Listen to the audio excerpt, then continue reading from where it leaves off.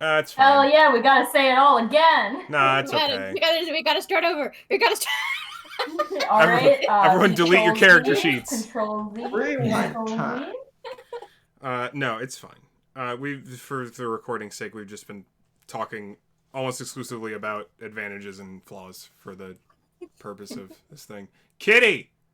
Cat cam. Cat Cat cam. cam! Wait. I can't see. I need to see. Oh, there she Cat cam. is. There she is. Yeah. Yeah. Big stretch. What a queen. Look at him stand. We love cats here. So he hits Kitty. everything and avoids me, even though I'm literally reaching out my hand for him. But yeah, Yes. there we go. Screwball. Stretches. Kitty. Yes, the good All right, shit. that's all. I just wanted to share that. I just wanted to Excellent. share that No, for you good. guys. Grateful for cat content. With the cat earphone or headphones. Cute. You like the budget? They're budget. They're not even Razer. Incredible. Ideal.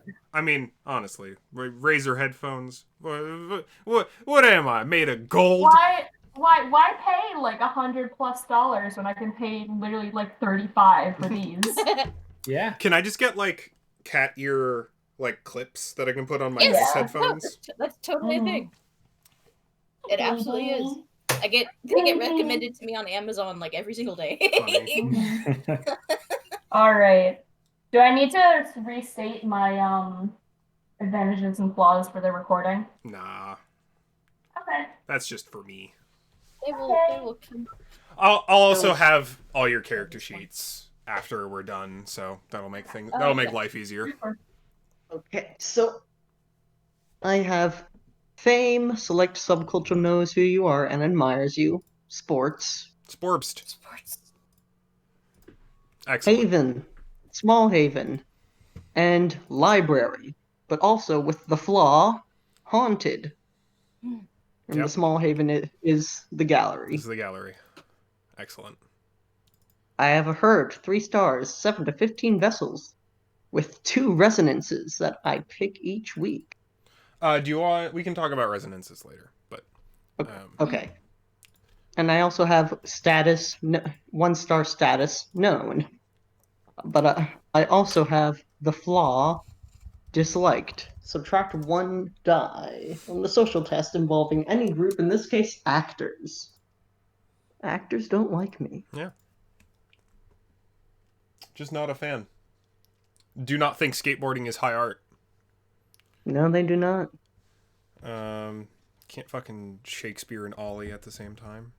That's what That's what they think. Maybe if you To don't the have any untrained. imagination. Excellent.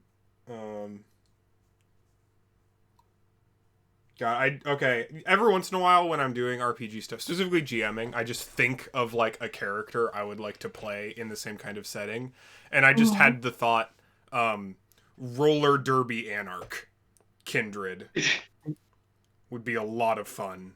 Also very dangerous. But anyway, cool, and that's everyone. So. On to the more creative and freeform bit. We're going to talk about convictions and touchstones. So convictions and touchstones. Convictions are what we're going to start with. Are effectively how your character defines their humanity. Or specifically like their struggle with the beast. So these are particular virtues that your character will, or rather wants to, hold true even after having been embraced. There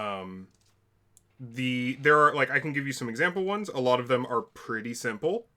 Some of them are more complicated, and they do not have to be like what we would traditionally consider to be morally good. Because it's not about that. It's about what your character considers their humanity to be, in essence. So here's the example of convictions that the book lists. Thou shalt not kill. Kill only the unworthy or unbelievers or in fair combat or in self-defense. Like, only kill people with some strings attached. Never expose children to violence. Love thy neighbor as thyself. Disobedience is dishonor.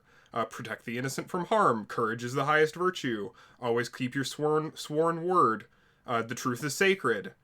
Slavery is evil. Obey authority. My country, right or wrong. No one can control me. Don't do drugs. The guilty must be punished. Rob from the rich, give to the poor. From each according to their abilities, to each according to their needs. That is listed in the book specifically as a conviction, and I think it's very funny. Always aid women in need. Stand up for the disenfranchised. Respect Christianity as sacred and obey its moral laws. Like, things that your character considers vital to effectively their consciousness. And I'm going to add a thing that the book doesn't hear, which is to this is a tenet from the Apocalypse world, but write these inside of crosshairs.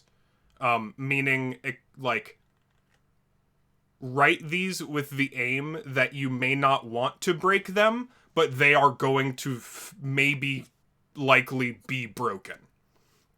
Because in essence, like, these are going to be a lot of the points on which I, as a GM, am going to push hard. Like, these are, if you say something like, like, the easiest one is just like, I'm not going to kill anyone unless they kill me first. It's just like, I'm going to start pushing that, right? Like, I'm going to want to make you really hungry, and I'm going to put you in front of really good meals, and people who wouldn't really even matter if they died all that much, or, like, maybe you would even be better if they died instead of other things. Like, these are pain points, effectively, that I, as a GM, am more likely than not going to apply pressure to. Additionally, touchstones. So if the conviction is your personal creed of what you believe in, your touchstones are the people that exemplify that.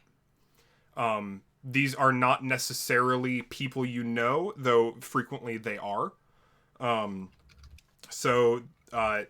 People can be like your mortal family, mortal friends. They're almost always, I think they have to be mortals. You cannot have kindred touchstones. Descendants of people you knew, maybe like a radio host that you really look up to for a particular reason. If, like, one of your personal convictions is, like, never back down, one of your touchstones might be, like, a particular car salesman who you really admired for their personal tenacity while you were mortal, and are, like, maybe a little... Your touchstones are almost obsessions as a vampire. They're typically people that you're going to be keeping an eye on, whether they know that or not. And relevantly, if your touchstones die or become destroyed, so do your convictions. Shit. So if you have a touchstone that's like, don't cause harm to children because you still have a mortal child who's maybe grown now, but, like, is going around and you still care about, and they end up dying either by kindred hands or elsewhere, you lose that conviction. So, again, create inside of the realm of, these are things I'm probably going to care about as a character, that your character is going to care about, but also things that, if accidentally or intentionally exposed to danger, are going to be points of pressure.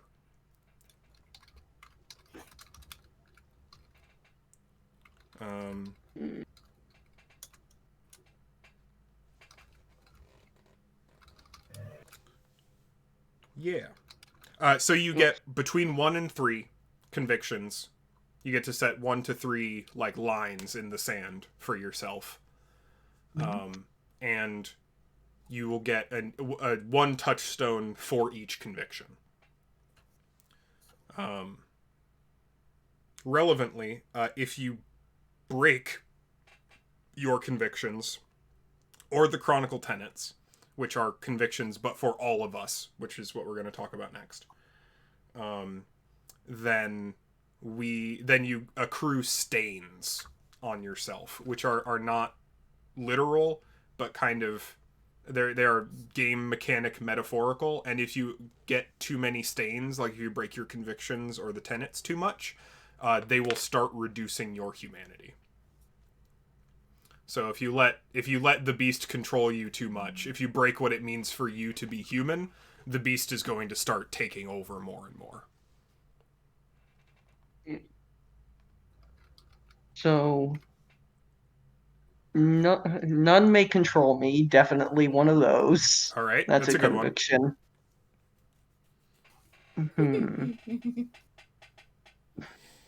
Let's see. Having characters with conflicting convictions is always fun too, by the way. Because usually that's an RP moment TM usually. Right. Also, if you would do something that is monstrous but aligns with your beliefs, you will gain fewer stains. It will harm your humanity less if it's according to your personal convictions. But that it happens occasionally. Conviction. Don't be one-upped. Is that? Yeah, that's a good. No one can one up you. Absolutely. That's a very 90s conviction. I like that a lot. Always be radical. Yeah, no, that would honestly not be an awful. Like, if you find yourself, if you do something that's just really boring, like, that goes against your humanity. Don't be one-upped / be radical. Be awesome, dude. Be awesome. Be awesome. And rock on, dude. Just like- make the Bill and Ted your convictions. Yeah, no, that would work probably. But I really like Don't Be One Upped, and I really like what was the thing you said? The first one was none may control me. Yes. You can also rephrase them if you want to your own, like, just fuck the man would be a good one. Or just like however you think would appropriately phrase it, because these are very fuck men. Fuck men. Yeah. Both an imperative and an insult. Fuck the man.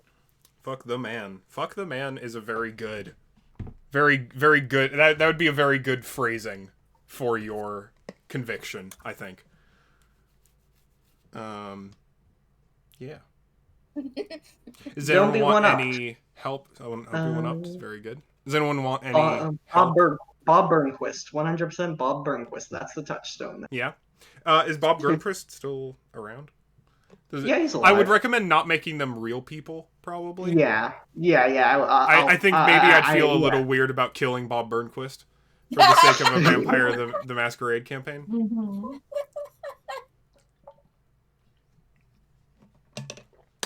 Is the owner of the gallery a kindred? If the owner of the gallery was a kindred, he would be a Malkavian. Oh my god. Yes, He and Sylvia are pen pals. Yeah, definitely. Like psychic maelstrom cobweb pals. Absolutely. Whack. I don't even know his name. I do not know his name. That's incredible. He's a fictional character now, so It doesn't matter. to do whatever I want. Yeah. You go to see it. You go to see him. I've role played you before. That would be a very Oh, weird something else. conversation. based a character off. I literally put you in a campaign. Yeah. I don't know what that means. I released a published work with your likeness in it. That'd be God. whack. I mean, Soon. people do it all the time. It's just how it is. You draw on, the best characters are people you meet in real life. Does anyone need help, suggestion, recommendation, clarification? I'm just trying to think, honestly. Like, I have a few that could work. It's just kind of like, do I want, like, because we only have 3. Yeah. So it's really just kind of picking. I'm having the I only opposite have 1 right now. I have 1, and I have zero ideas for my other touchstones. You only need I haven't one. even thought much. You only need one. Okay, then done. Simply between 1 and 3. One. Okay, I thought we had to like have as many as we No. had convictions, and I was like, fuck. Oh, touchstones? Okay. Yeah. You do. You need as many touchstones as you Okay, have then convictions. You I can have have 3 convictions. between 1 and 3 convictions. Do you want then help I or guess I suggestions? Yeah. What are your convictions? My convictions are obey authority, the guilty must be punished, and kill only the unworthy. All right. And then my one touchstone is a younger sister from her like covenant, basically. And that's for which touchstone or for which conviction? Oh wait, they have to be related. Maybe I'm Yes. confused. So the touchstones that's are a mortal being Way who fucking exemplifies a given conviction of yours. Then probably either obey authority or kill only the unworthy because it's related back to Like you her- still value this person's life in a fundamental way. Yeah. Think they do not deserve to die. Yes. That makes sense. Sure. She wouldn't have had much exposure to mortals, which makes this harder. The only mortals that she would really like have any connection to are the other mortals from her own. Yeah. That's fine. transition. I mean, and I assume you've like met people on this. Like you've got a hunt too occasionally. But I don't like forming that value though. And it is doesn't have to harder. be someone you're directly influenced by. It could be like an author, a child, just like someone you bumped into on a street that made you think very like, this is the way this should be. Someone you've heard of, potentially. Well, probably not someone you've heard of. You'd probably want a little bit more. of a She only tangible has so many connection with them. influences. Yeah. Kind of limited on purpose. It's kind of the whole Yeah. shtick. So you've got one for kill only the unworthy.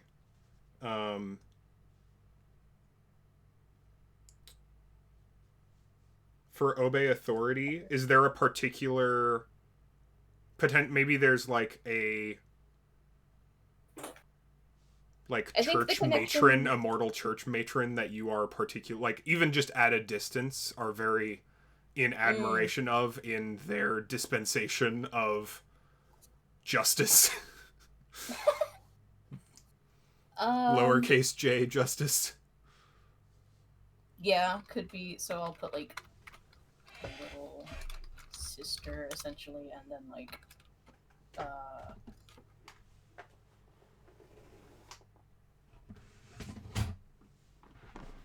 yeah, maybe teacher, and then we can like flesh out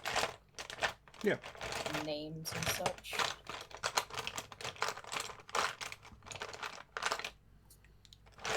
Everyone who's important enough.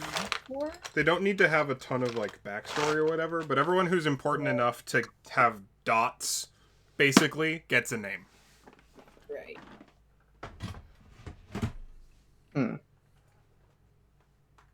So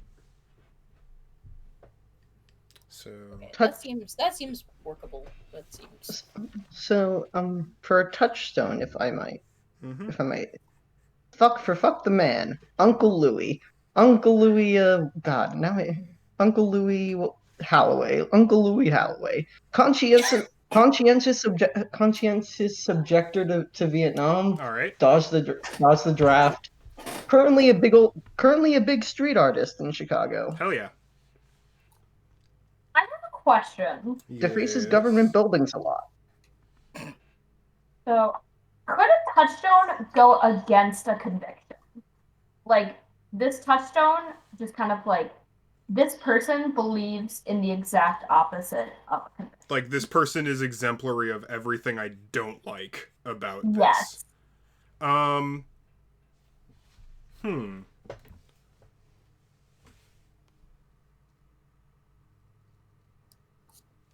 I'm okay with it not being that. I I'm fine think with that's this being like they embrace the conviction itself. I think it's doable. I'm actually gonna check the the book. I don't know if it says anything about. It says it's got like expanded humanity rules, and I'm curious because it might have more about touchstones there, and I want to Gotcha. check that out.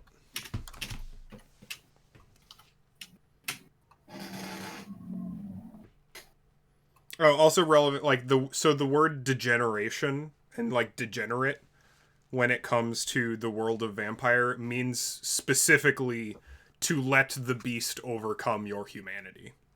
Mm-hmm. So if you are degenerating, or someone calls you a degenerate, like in kindred society, it means that you are allowing your beast more control over you than you are controlling the beast. Because I know that particular term has a lot of connotations in the world of modern politics. So...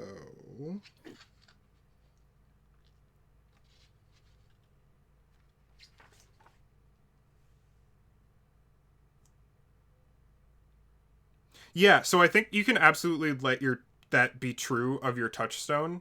But like the thing you're going to know, like how one of the things touchstones do is if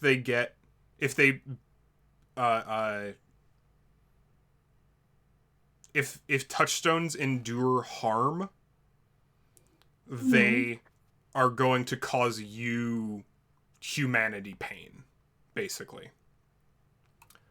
So it is, even if you hate this mortal, it is important to you that they are kept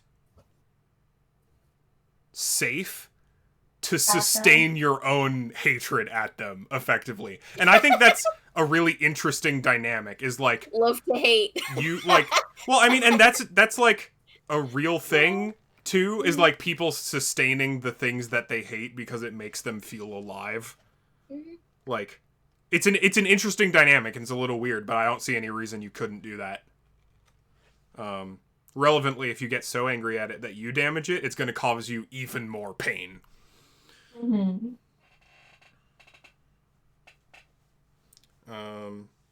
I think it can also be somewhat abstract if you want to, like maybe not an individual person insofar as it's maybe an organization. Mm-hmm. Like the Chicago Symphony Orchestra or something. Like, also, by the way, the Chicago Symphony Orchestra has a rich history in kindred society in Chicago, which I'm very happy about.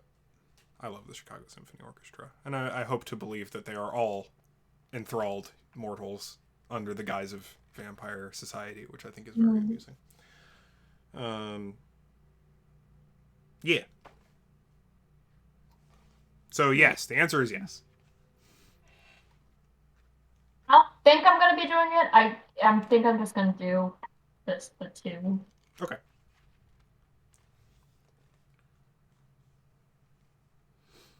All right. How's everyone doing? Mid-generator time.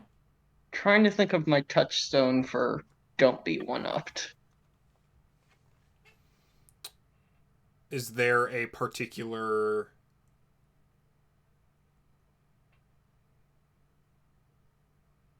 media entity, countercultural icon? Rival would be really good. Ex-rival. A rival's kid, even. Like, it doesn't even have to be the person themselves, but rather just even someone vaguely connected to them. You know, like in Pokemon, where they always give you your rival is that person. That person who like challenges you to like do better, but then you just kind of like them because they're weird and feisty and even though they're a bitch. Yeah. Yeah. It's like, haha, you're silly. I like you.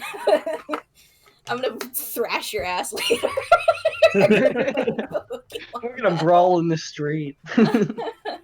This is an enemies to lovers plot line. Absolutely gonna like wreck your shit in this Pokemon battle. Bitch, I love you. Believe me.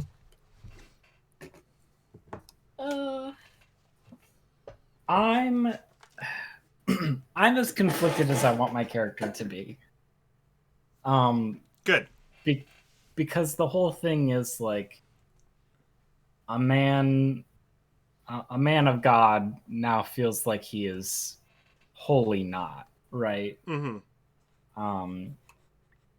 And so I was thinking of like doing both obey authority and none may control me.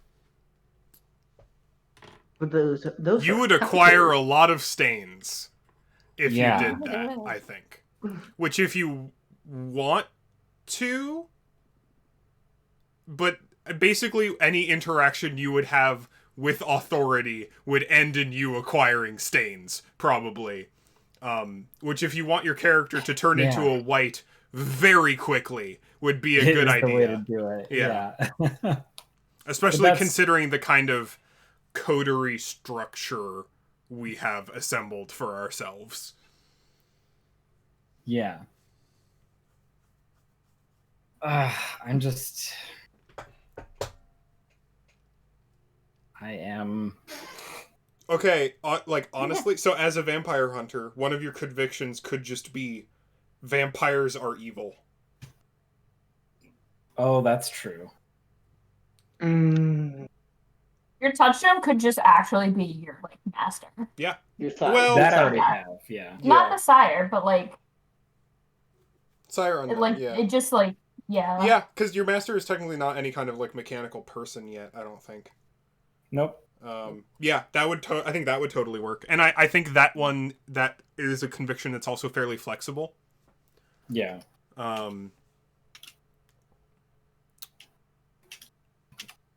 Interesting though. Like how would that get broken where like you see the good in the kindred? Yeah, you could do that. See, like experience kindness to kindred, treat kindred as if they aren't evil would particularly be a stain inducing thing, probably. Which would probably also express itself in a non-zero amount of self-hatred, probably. I was gonna say, would it count if you show your self-kindness? And I think a lot of that would depend. So to acquire a stain usually requires a fairly significant breach. So like if you're doing little things, if you're just interacting with other people on a pretty fundamental level, but if you make some kind of significant decision that goes against your particular beliefs, then I think that would do a thing. I think I don't think this is going to become as a surprise, Matt, but I think Silas is probably one of the more significantly doomed characters of the ones that we have assembled thus far. Oh yeah. And I think that is on purpose and a good thing. Yeah. No, his story is a tragedy. Unfortunately. Cool. And if we are building a very pointedly tragic character, then I think the conviction vampires are evil is going to send you there. Yeah. But also create some interesting drama. Yeah. Because yes, but vampires are evil. Yes, but also no. Because this whole game kind of exists within the gray area of non-standard morality. Yeah. You don't need more than that. You only need one. But if you want more convictions...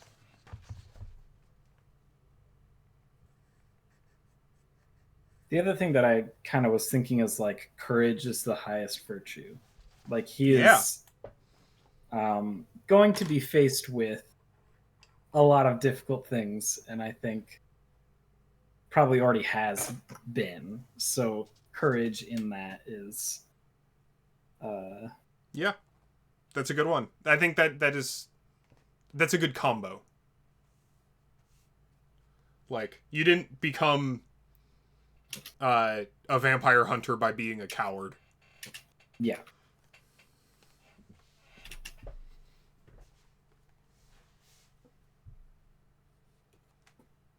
Would be interesting.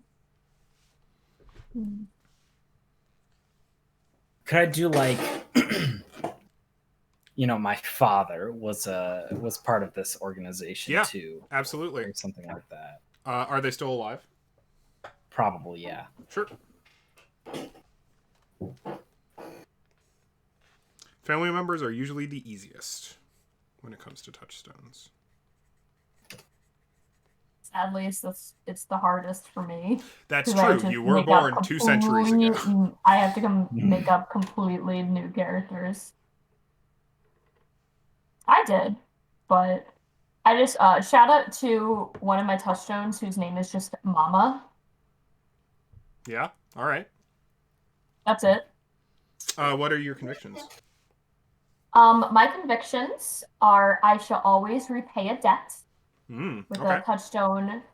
His name is Victor Moreno, who actually is the one who owns the nightclub that I have Excellent. in Haven. Good to know. And the other one is take those who require help under your wing without questions. And that is where Mama comes in. Excellent. Don't know the name, just call her Mama. And this is immortal. Yes, they're both mortal. Excellent.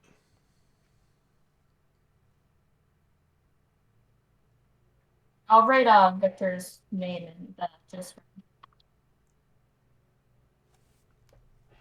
And so Constance was a little sister. Not familially, but organizationally. If I remember correctly. Oh, is Hannah It's muted. muted away, potentially? And Eli, you've got... Got the uncle. Uncle. What was his full name? Uncle Louis Holloway. Uncle Louis. He's cool. He is cool. And that's for fuck the man. Yeah. Excellent. Don't be one-upped. I'm again thinking, taking your and Hannah's advice. The big rival skater. Excellent. The part of a different crew, and but I don't know their name yet. How many convictions do you have, Eli? 2. All right, because I thought of one that I think would be really fun for yours. It would just be getting a touchstone. What would it be? When in doubt, punch it in the mouth. Which I think would be really good, but I also understand if not. When in doubt, violence. No, I like that. When in I don't know doubt, if it's your character. How very un-Toreador of you. I love it. is it? Well, Only a little bit. Toreador can get very impassioned. And it's not like you chose to be a Toreador, so...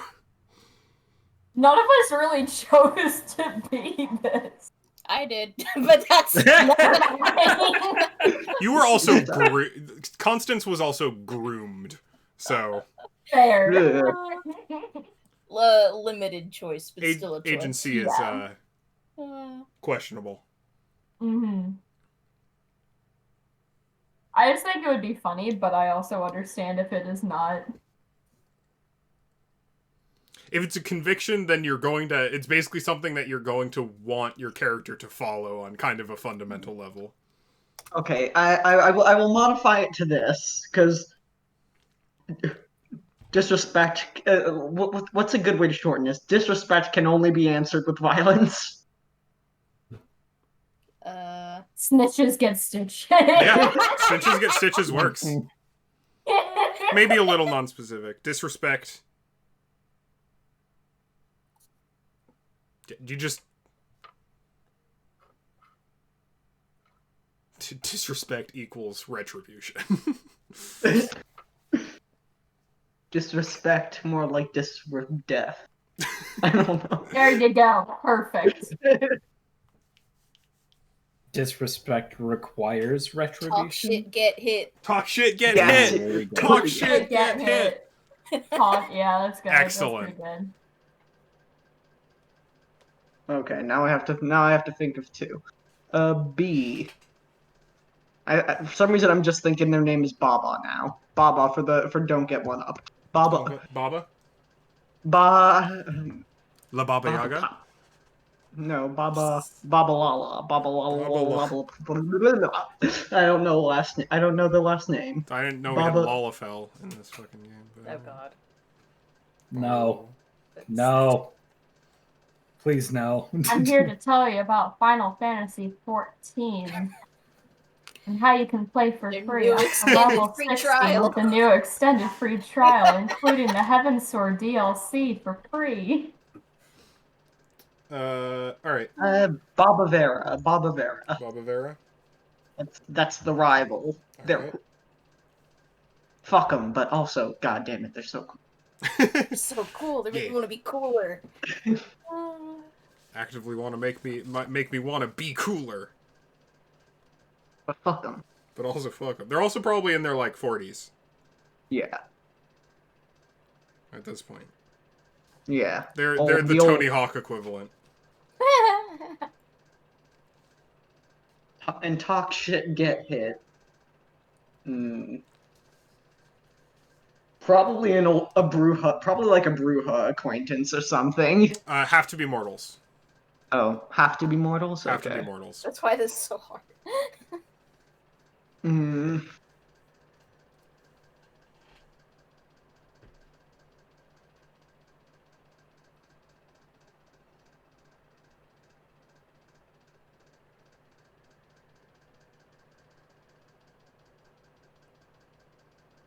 Probably like this. They were probably a liquor store owner. I'm gonna say they were a liquor store. No, not Yeah. a liquor store owner who did not suffer people trying who did not suffer anybody trying to break the rule. Yeah. Kind of person that keeps a baseball bat behind the counter. Yes. I think their name was Caddy. Okay. Caddy. Caddy. Excellent. Caddy Gallows or something like Caddy Gallows. That's a hell of a name. That's a Yeah. wrestler name. that. Caddy Gallows. Keep that one in the back of my head. Yeah, and these are people that you maybe have contact with still. You might, like, call them every once in a while. You might just, like, stalk them. Like, you might just kind of observe them at a distance. Like, ooh, what's going on with you? Maybe you write letters. A lot of people who are still, like, somewhat connected to their families usually write letters. Because, you know, technology's not allowed. Yeah. Anarchs don't give a fuck. They'll just fucking still be on Facebook and shit. But, yeah. Constance, do you still need help? Maybe a little bit. Hannah. Do you still need help figuring out touchstones? No, I think we're good. They'll probably need names at some point, but I'm So you've got a little sister, a teacher, and... I nixed the other one. Oh, you did? Yeah, You just don't have a third conviction? No, and it was also just kind of... They were all such in the similar vein that it's... That's reasonable. It was half a dozen in one and 6 in the other. That's fair. So you're just down to the one conviction? No, I have 2. You have 2. Mm. Okay. 2 conviction, 2 touchdowns. Cool. Good to know. All right, so now we get to talk about the Chronicle tenets. So now we're set. This is kind of tone setting for the game at large. So these are effectively convictions for everyone, for all of us. It's what in our game defines more or less succumbing to the beast for everyone. And we're gonna make 3 of them. So yeah, there are simple ones, there are complex ones, there are easy. Some are easier or less than easy. It sounds like not everyone has "don't kill" on it, so that might be a good place to start. are we okay with saying doing a murder is succumbing to the beast in terms of this game's chronicle tenets? Shrug. Is it? Doesn't have to be. We can also add modifiers to that, which is just like don't kill someone. Don't Who kill doesn't unless deserve it? who doesn't deserve it. Yeah. Because that I think would fit more for my is Don't kill punishment unless should you're only gonna go be to killed. the like deserving.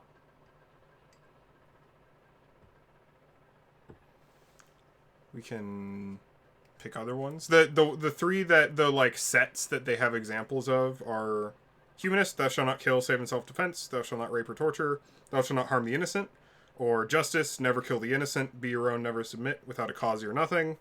The Gothic romantic, never deny true love, the guilty should suffer, uphold the norms of decent society. Or street code, never snitch, respect others and demand respect, don't kill outsiders. They also have in the margins a Nordic Gothic, which is do no harm, act like a person, not a beast, and never gaze into the abyss. What is Can't never- say that last one, but I like the second one a lot. Act like a person, not a beast. Yeah, Yeah, that I That's really a good like one. that. People like that one? that one rings. Yeah. Awesome. It has some truth to it. Sounds like a good one. So act like a person, not a beast. Define a beast, though. Yeah, so that's stuff like in the example they give, they talk specifically about like basically doing things that are fundamentally inhuman. So things like using your vampire powers in certain conditions, like doing what are the examples they give of stuff like surviving horrible physical trauma, anything that reminds characters of their undead nature, basically. So that would involve probably using your As much as possible. yeah. So I may not use Bloodhound. Purposefully taking advantage of your beastly bits. It can be kind of restrictive, but that's how they define it. That's not necessarily how we have to define it. Mm-hmm. We can define it as something like letting the beast decide rather than you do it. Like basically like giving in some cases or another. Relevant, this game explicitly has a system where if you ever want to fail or basically in any opportunity where the beast could take over, you can choose to let it. There are a lot of things in the book for like permitting failure when a player would think it's more interesting than success. So basically whenever you do stuff like that, letting yourself fail, letting your beast take over would be fundamentally inhuman. And it probably would also be adjudicated on a somewhat case-by-case basis when it happens. We can just be like, that sounds like you're acting like a beast.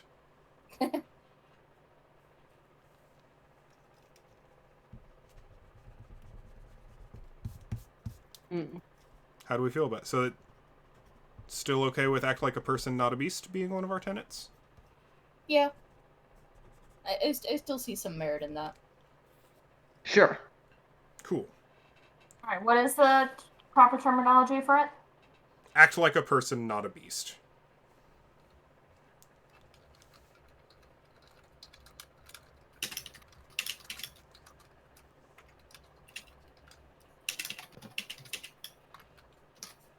Very, very degeneration focused. Trying to maintain a handhold on your humanity as much as possible. It's a pretty restrictive. Can we like, so when we say person, can we elucidate, like, person does not necessarily mean human. It's not saying we have to be, like, just completely in denial of our vampiric state. No. Like, can person and human kind of be separated? Yeah. Okay. Just don't. Is it more like just don't abandon the values of that of like don't abandon like the values of humanity, like don't be inhumane, that kind of thing? I think it's just be civilized. Just might be a better like we can also change it to just be civilized. Civilized.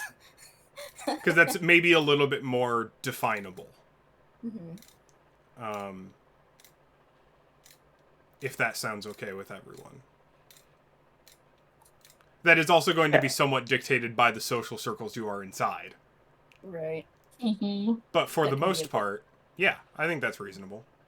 It might just be easier to stay in line with, even though I don't think having challenging tenets would be such a bad thing. Yeah. Absolutely. So be civilized.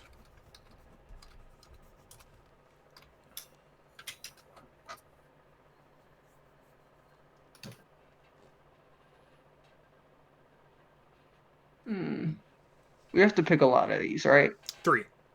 So we only need 2 more. Isn't that 2? No, that was 1. We're replacing act like a person, not a beast with be civilized.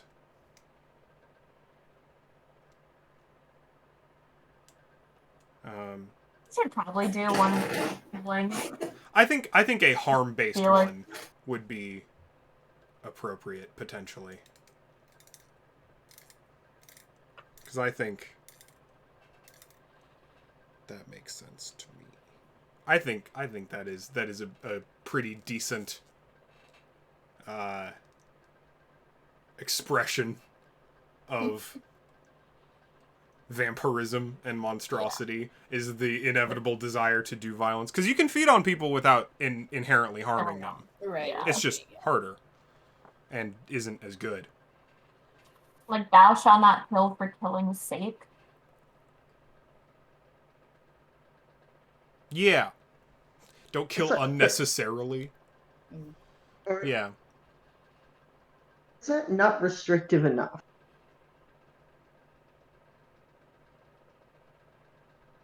You want it to be more restrictive?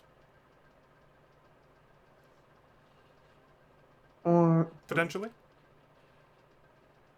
Because we can just do don't kill. It's a pretty easy one. It's very broad. It is. And it would be And it will also difficult. still affect if you're in self-defense. It will still happen. Right. So if you kill someone in self-defense, you will still be horrified by that.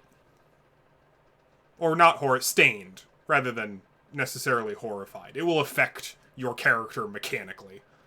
See, I can't willingly say just don't kill is a thing, just because it just wouldn't work with my character. And these are meant to be broken, too, right? Yeah. Like, these aren't like lines in safety. These aren't things your characters aren't going to do. They're just things that, in our chronicle, are being kind of tone set as going to be kind of bad. These are I think putting it as lines in the sand is maybe the most appropriate way to state it. These aren't hard lines of things you can't do, just things that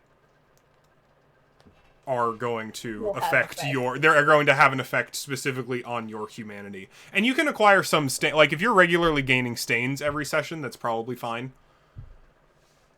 Just as long as you're not gaining lots and lots of stains every session. Like, don't kill. I liked we were doing like don't kill someone who doesn't deserve it. That was something. Only kill the deserving. Yeah. Only kill the Death guilty. to the deserving. Death to the deserving. Yes, I like that.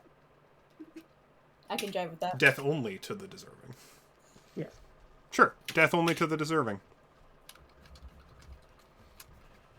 The way we are phrasing these sounds like it's a very propriety-based. Be civilized. Death only to the deserving. Eat your vegetables. Well, You honestly, must consume 3 cups of vegetables every day. I was or literally something. thinking, I was like, what if, like, self-care is a tenet? Like, what if, like, you're not allowed to just be, like, self-sacrificing or, self-destructive. Like, you have to take care of Yeah. yourself. Like a core tenet being like, value Maintain your gift, yourself. like, yeah. Sounds like a good idea. Value your personhood. And anything you do that's like self-destructive would break that. Which is such a weird... because if you break it, then you get stabbed. Yeah. Matt, you're gonna die really quickly. We're trying to kill Matt, like, speedrun. Like... Vampire generate new character speedrun. I'm fine with Yeah. that. That sounds fun and interesting. Yeah. If everyone's okay with Just that. practice self-care. Your body is a temple. No, that's too body focused. I don't know why the tenants are just fucking live, laugh, love, you know? That would be really funny. Pray, love. Pray, live, laugh, love. Eat, pray, love would be really Okay, good. vampire, but Pray, it's all love. like middle-aged normies. Uh, Middle-aged normie Really babies. good. But they're a vampire coterie. I guess, what would they be? Ventru, I guess, probably? Mm-hmm. Oh, Are most we likely. Are we talking about like Golden Girls? Golden Girls? No, like your mom. Oh, Levels yeah. of, like, not like old, not like grandmothers, but like, you know, middle-aged. The people who Right. mobile game ads are targeted at. oh my god, the tenants are just like... Girl boss, gatekeep, gaslight. That's funny. Yeah. Maintain yourself? That's a good way to phrase this. Practice self-care is the most plain. I do not neglect the self. Yeah, do not commit self-negligence. Yeah, let's do that. Do not commit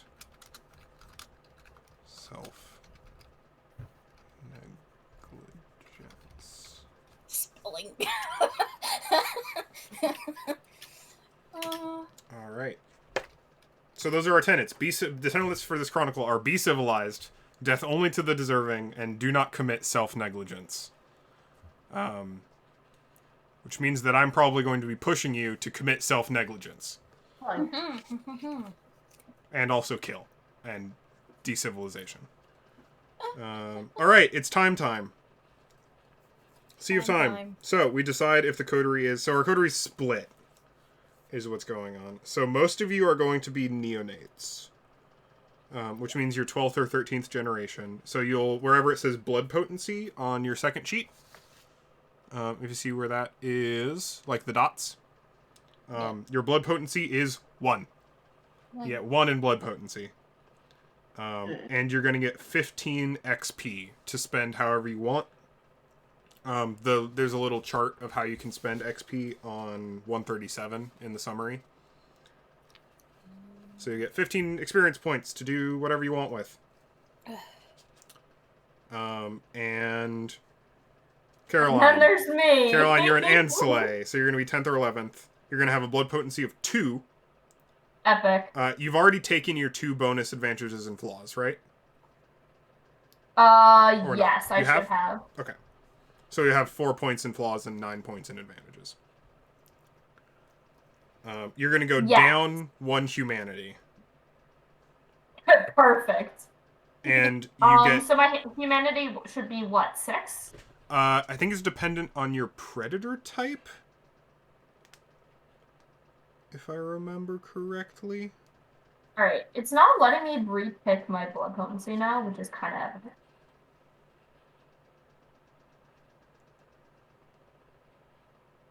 Whatever. Not of I know it's 2. Where does it set your humanity?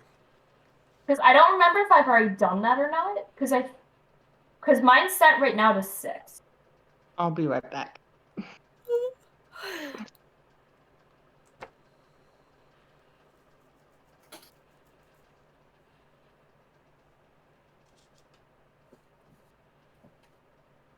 Okay, so you normally set your humanity. You start at 7. All right, so I'm correct. So it's 1 down. And 1 down from there. Yeah. So because I'm at 6. your Osiris doesn't affect your humanity at all. Okay. That's kind of funny. And you get 35 XP to spend on stuff. So now's the second part where people get to make decisions. I think All right, where's the XP thing? It's on 137. There's a little chart at the bottom of that page that shows you what stuff costs and what you can do with it. I think I technically would be the 12th or 13th generation, not a neonate. Neonates are the 12th and 13th generation. There's one before that that's embraced within the last 15 years, and then it's the... or wait, what? That's the child. Okay, they are the same, but why are they separated? Okay, why are they separated? They have different blood potency. Blood potency 1... It depends when you were embraced. Like how recently. So 14th, 15th, and 16th generation. So the childer, so embraced within the last 15 years, can be anywhere between 12th and 16th generation. Oh, wow, okay. And neonates, who were born from 1940 to... up to a decade ago. Can only be 12th or 13th. Ooh. Because there are a lot stricter limits previously on who's allowed to embrace. Or rather, there still are those limits. It's just that a lot of people have been breaking them. I have to fucking do this all over again. Where's my napkin to write things down? Weird, but okay.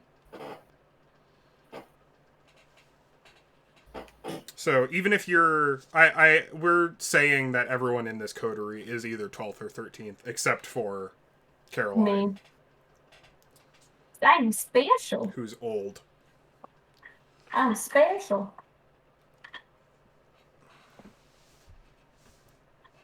Oops. Oh well. Alright.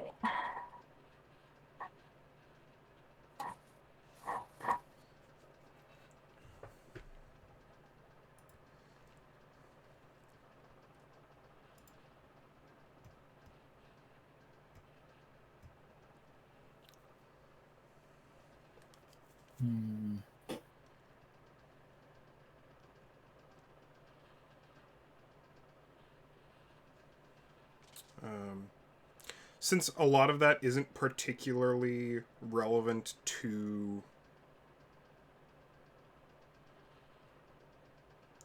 like plot stuff, a lot of that's just very mechanical. We can save it for later if folks want to do that in their own time and like shoot me messages for help if they need it. Maybe I don't have any discipline set. You should have 3. I have 2 written down. So did you get one from Osiris? No, I don't think I did. Let me check. You should get a dot of presence if you don't already have it. Oh, even if you do already have it, you get a dot in presence for being on Osiris. So I got a single dot. How many dots do I get for my my fucking species, basically? Same as everyone else. So you'll get 2 in one stat, 1 in another. Or 2 in one discipline and 1 in another. Okay. So you'll have Well, probably a power 1 discipline, a power 2 discipline, another power 1 discipline, and then 1 in Osiris. So do I get all 3? Because for being Machiavellian, it's Auspex, Dominate, and Obfuscate. So you'll get 2 in one of those and 1 in another. So you get 2 out of the 3. Gotcha.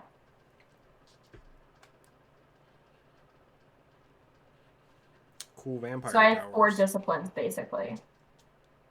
You'll have 4 discipline powers. Perfect. But likely 3 disciplines. Unless you want to spend your experience gaining something in your third discipline through the experience chart. Okay.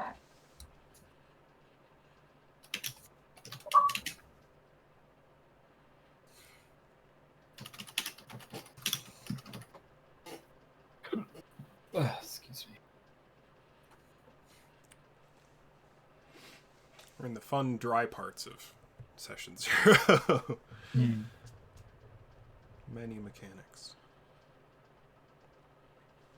Okay, I'm done with that. Have we talked about like how you roll? You Oh, mentioned We did the a, we dice did a bit, pool. right? A little bit. Okay. So it's pretty simple. It's the oh right, I talked about it a little bit because I mentioned it's kind of like Firefly. Because you take however many dots you have in your attribute, and then however many dots you have in the coordinating skill, which is dependent on the check, right? So, like, if you're trying to break down a door, that would probably, like, strength and larceny, I guess. That makes sense, because you're trying to break into something. So then you would take all of the... So if you have, like, 3 strength, you'd take 3 dice for strength. If you have, like, 1 dot in larceny, you take 1 die for that, and then you roll those dice. And I'll set a difficulty between 1 and 6. 1 being very simple, 6 being basically impossible, and the average being between, like, 2 and 3. And if you get more... So on each individual D10, a 6 or more is a success. And you don't need to worry about anything other than that, necessarily. So, you have a 50-50 shot per die of getting a success. And if you've got... it's like tie goes to the roller, like D&D. So if you have enough successes or more than the difficulty, you succeed. Other than that, you will have an amount of hunger at any given point in time during the game. You're a vampire, you get hungry. And when you are hungry, you replace dice in your pool from normal dice to hunger dice. I would recommend it using D100s, the ones with like the 10, 20, 30, 40, etc., as hunger dice, if you don't have like specifically differently colored dice to denote hunger dice. So the hungrier you are, the more of your dice pool are replaced by hunger dice.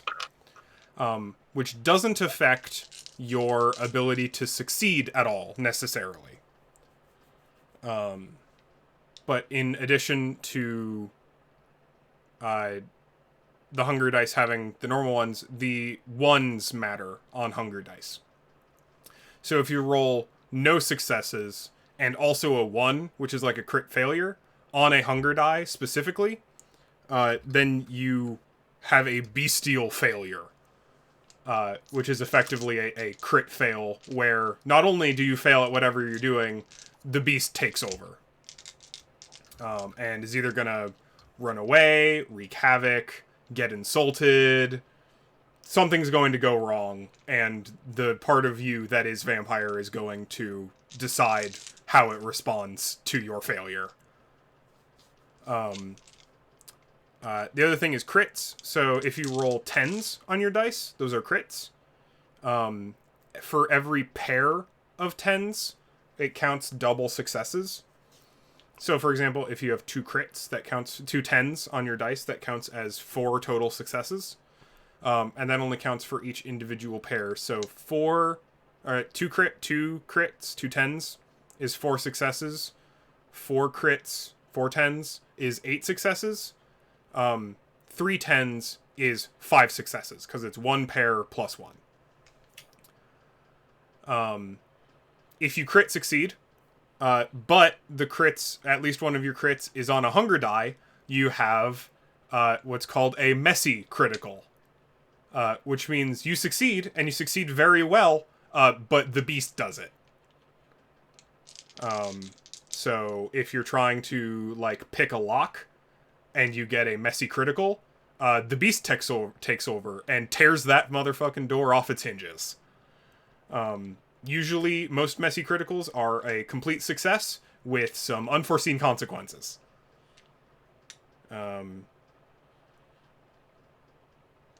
It's not super complicated, but it makes a lot more sense when you start actually rolling, if that makes sense. Does that seem understandable for everyone? I'm probably gonna need a bit of help with you Okay. as we go through. Yeah. Once we start making rolls, It always makes. I'm pretty sure you're going to pick up pretty quick. Do it. Yeah. Do we need to use all our XP? No, I don't think so. If you got a little left over, that's fine. Oh wait, I sorry, have 9. I forgot about that. What page is that on again? The character place this- summary sheet, 137, I believe. Yeah. It's 139 in the PDF if you're using it. But it's page 137 when it looks at it.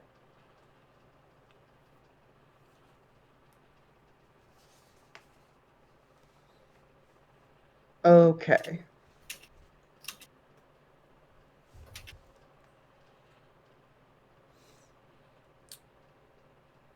You said So you we got can't 9 XP left over, Caroline? Yeah, I mean, I could use it right now to add to. So Yeah, essentially, I'll use it. I'll use it. so we can do anything that doesn't require a new level, essentially. There aren't... Oh, there are levels. Yeah. When do you level? How do you level? spent it all. I just assumed it meant like it goes up to the next level. Like they call the dots levels. That was my understanding. That's Oh, how I did okay. it. That okay. makes sense. That's how I did it. So for example, my stuff was at 0. So the first spending, it's level 1 times 3, so 3 points. The next one was level 2, 2 times 6 is 6 points, and then level 3, 3 times 9. Wait, 3 times 3 is 9. I'm trying to find where they do advancement.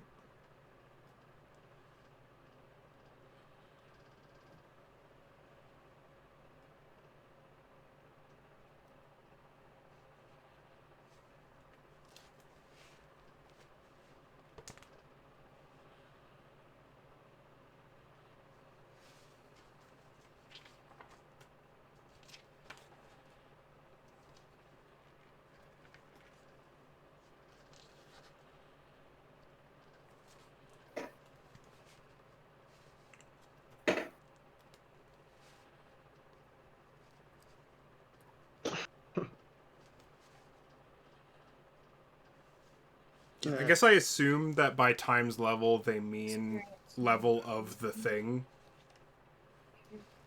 Oh shit. like people like, said. if you- So like if you take a third level in something, it's going to cost 3 times whatever cost that thing is. Or if it's like a 2-dot advantage, it would be 2 times that. Yeah. I'm gonna have to get rid of some dots then, because that's not how I read that, but it makes sense. I'm going to Google it because the book is not helping.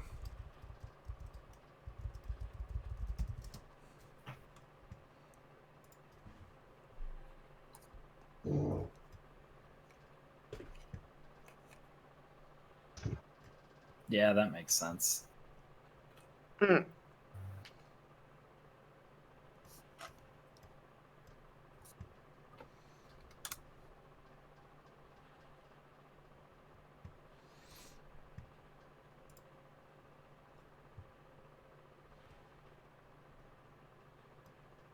We have 15. Well, I use it all.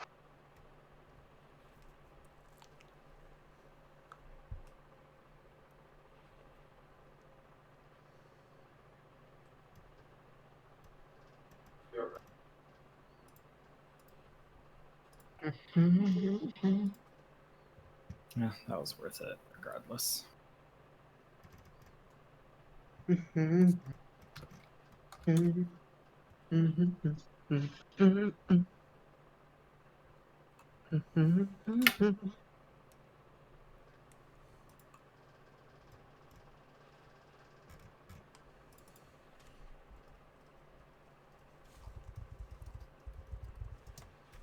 Although advantage is 3 per dot. Yeah, okay, so it's current rating. When it says new level, it means current rating. So like, give an example. Like, if you're at 1 etiquette, you would have to spend 3 to get the second, or Etiquette being a skill. yeah. Yeah. I think you would have to spend 6. That's how I did it.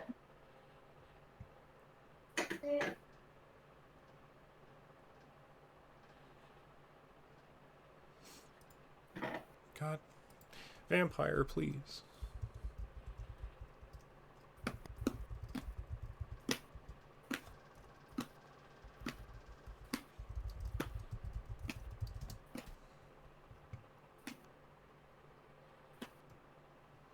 And the thing that sucks is that Vampire has been around a long time. So I'm getting conflicting reports because of different editions. Uh, Wanna house rules this shit? Yeah. Yeah, okay. So so new level meaning whatever the new rating is. So if you want like a second dot in etiquette, it will cost 6 experience. That's how I did do it. Yeah. So whatever the new dot rating is times whatever cost is listed. That's how I'm going to interpret that because I think that makes the most sense. And that is the most as written. Also relevant, like according to this book in particular, like you get XP very slowly normally, like 1 to 2 XP per session. Which a lot of people who I have been reading in forums talking about the systems of this game say is hilariously low. But also like your vampire powers, it's really hard to become a more powerful vampire in general in this game. Like it's the kind of thing that's actively incentivizing you to like diablerize other vampires if what you really care about is just gaining physical power. Which makes sense given how the world is constructed politically. Well, if vampires are evil and death is only going towards the deserving, Do you want to commit some diablerie? Yeah, I don't think that would conflict with your personal tenets at all. It might, depending on who you diablerize, it might conflict with death only to the deserving and or be civilized. But not necessarily, depending. Yeah. Also would be very difficult. Depending on the vampire. You would definitely need help. Because you gotta, like, get someone to sit still for long enough for you to literally drink all of their vitae. Which is a while. And I don't think they would be very fond of that. Chug, chug, chug. I mean, yeah. Literally cracking open a cold one. And if you got help with the boys. Maybe with the help of the boys. Cracking open a cold one for the boys. There is an old,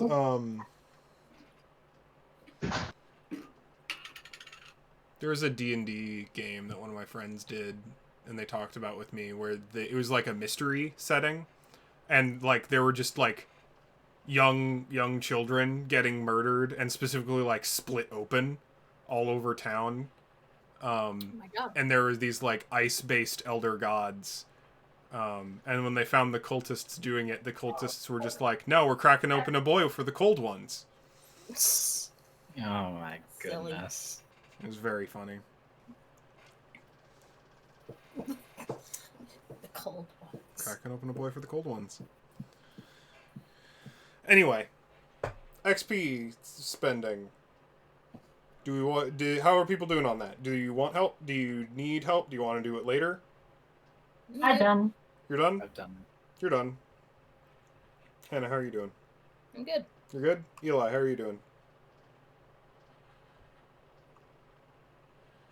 Eli. Sorry, close to making a decision. I just need to look over my options one more time. I'm sorry. Yeah. This is what this is And for. then we get to talk about what we want to do and what we shouldn't do. Actually, I'm gonna take this 1 point back. I'm gonna stay with my 9 points of Okay. experience. Just hoard them. Hold on to them. I'm just I have looking a for. feeling they're gonna come in. Yeah. Hmm. I'm fine with saying, especially since this is everyone's first time, just like fucking hold on to them if you want to, and then you can spend them later. And as soon as you find out what may or may not, because since we haven't really done any play in the game, we don't really know what may or may not be useful. Mm-hmm. So, if you would like to hold on to them, feel free. If not, feel free to spend them. I spent them exactly how I wanted to spend them. Good. Giving me shape change abilities. Oh yeah, God. that sounds fun.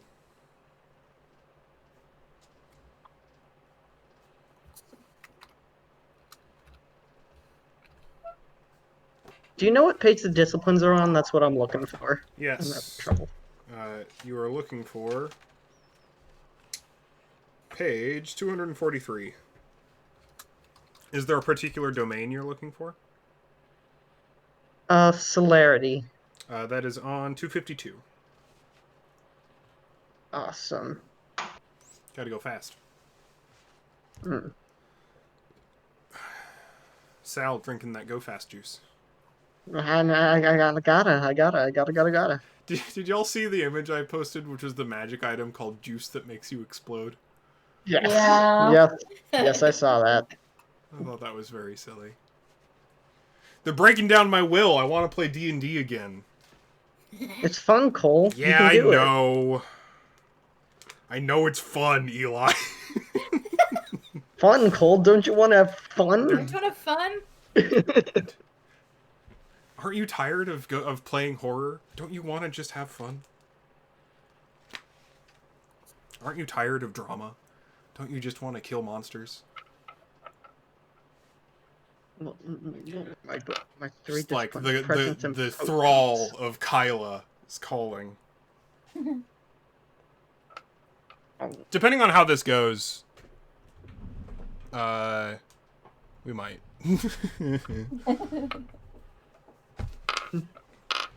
Because the other option is Lancer.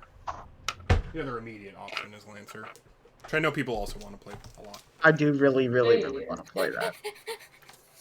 Do some fun new fantasy combat, but big stompy mechs. Eli said, please. Hex tiles.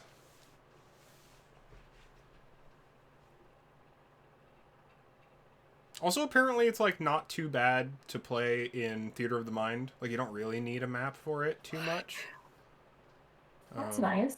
It's useful to, like, have a map and tokens that you can just, like, draw on a whim and be like, this is the mountain, this is a river, like, just, like, draw out whatever, like, vague landmarks are around to kind of keep track of where everyone is relative to each other, but not, like, something so hard as, like, demarcated distances and spaces and minis and stuff like that.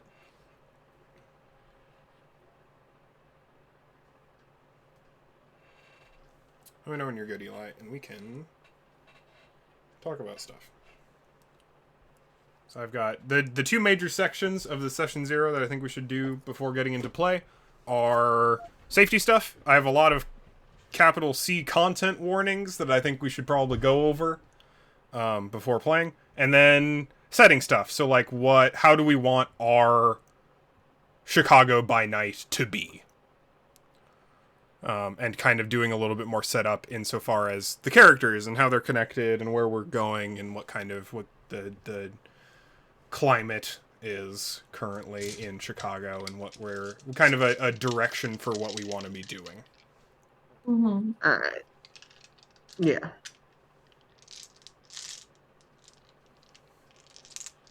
Good? Yeah, it should be good. All right, But cool. just as we're getting getting anything in like the disciplines, that means like not increasing the level. That just means getting another one of the traits, right? Right. So that would cost just 1 dot times whatever the cost is. Okay. Because the level 1 powers are pretty All right. I'm good then. not too bad. Cool. Wait, what do you mean? Because you've already got stuff in celerity, right? Yeah. So it would, when you put your new dot in celerity, it will increase the cost of that. So like if you already have 2 dots and you add the 3rd dot, you can grab a level 1 power, but it'll cost like 9 points or whatever. It'll cost 3 times whatever the experience cost is. No, what I'm looking for is like the traits that come with it, etc. I'll definitely have to turn you on. We can figure it out later. Sorry. No, it's Yeah, okay. just keep going. We can figure it I out can later. figure it out. Yeah. Yeah. Just move on. All right, so content warnings. I'm going to direct everyone's attention toward the safety sheet that I have created for the vampire campaign. And I'm going to go through some stuff, and we're going to talk about whether we want it in the game or not in the game or what. Super. Wrong link. Wrong link. So, things to consider when we go through this content. So, like, we can get as specific or not as we want to in how these things are applied. And I want to talk about that specifically when it comes to, like, are NPCs allowed to do this? Are players allowed to do this? Is this allowed to be done to players? Or is this allowed to be done between NPCs? Like, on what level of comfort are you with stuff? And I think that the easiest way to probably the easiest one to talk about that with is sexual content in particular.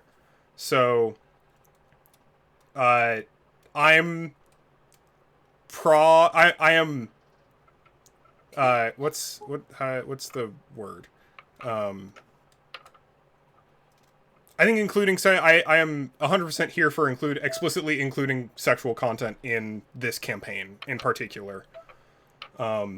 And I think it, like, everyone can decide whether they are comfortable, like, is that okay with everyone? Is it okay if player characters flirt with other player characters? Is it okay if player characters have sex with other player characters? Is it okay if player characters have sex with other PCs? Is it okay if NPCs flirt with your character specifically? Is it okay if NPCs want to have sex with your character specifically? And with the additional thing of I'm veiling when the sexual content goes to the explicit part of that. I'm not going to play out beat for beat a sex scene with any of you or between NPCs for this campaign in particular. Although I think that where the veil cuts is probably going to be a lot closer to that explicitness in this game than it would be otherwise. Because, like, that may be dramatically important, if that makes sense. Right. So, like, what's the way my brain would think of that? So, like, we would probably cut in the middle of or right after, like, foreplay, if that makes sense when it comes to sexual content. Because the character dynamics there could be important. Or explicitly, because we have one character who is a siren when it comes to feeding. Yeah. So, having that cut to black be a little bit further down the line than it may be otherwise. I'm fine with that, but I'll just warn you, I have no idea how to do that. Completely reasonable. Good to know. Keep us updated, and if you never know where lines are until you cross them sometimes.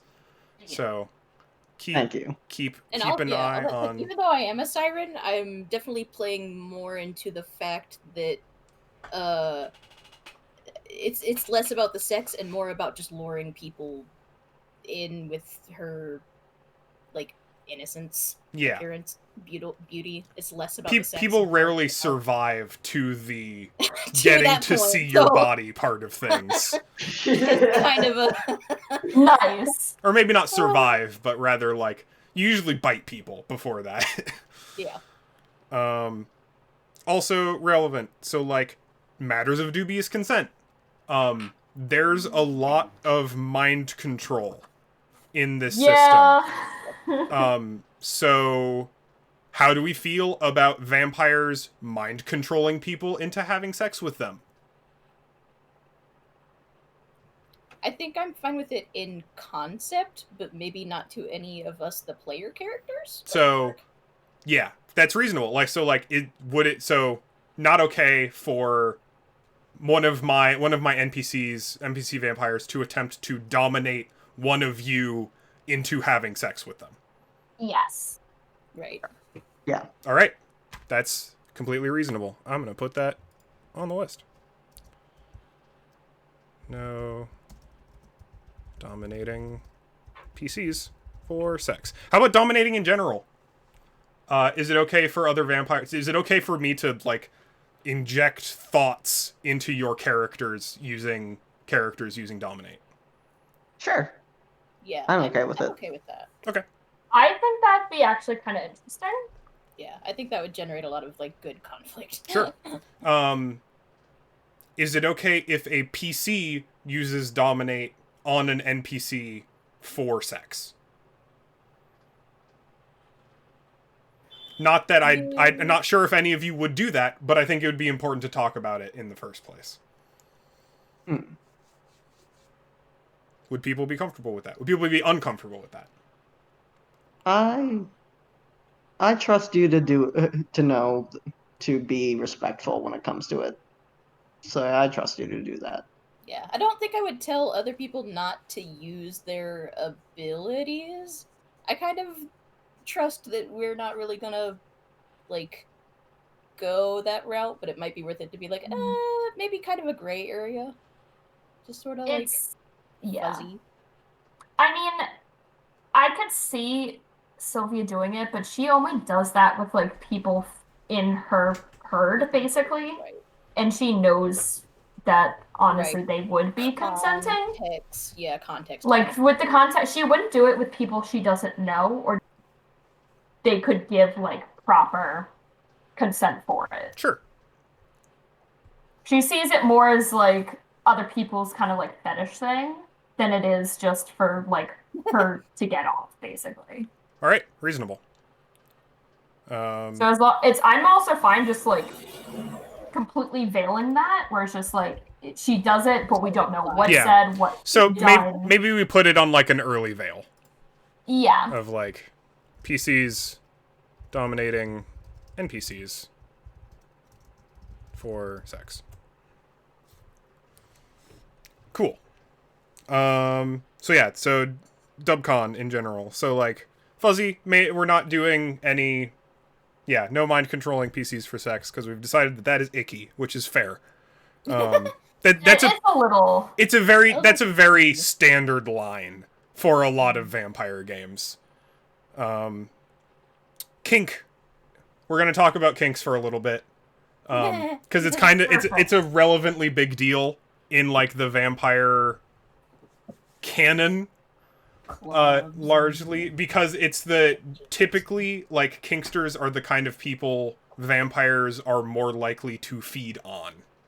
Mm-hmm. So are we okay with depicting in our game, whether explicitly or just mentioning that characters are there, like BDSM at large? Yes. Yeah, I'm fine with that. Cool. Although again, I will remind you, know nothing about it. No, yeah. It's okay. Bless. Blood stuff, specifically, blood kink, is the only one that I can think of that is that I personally intend to include in our chronicle because of a particular location. Seems reasonable. Okay.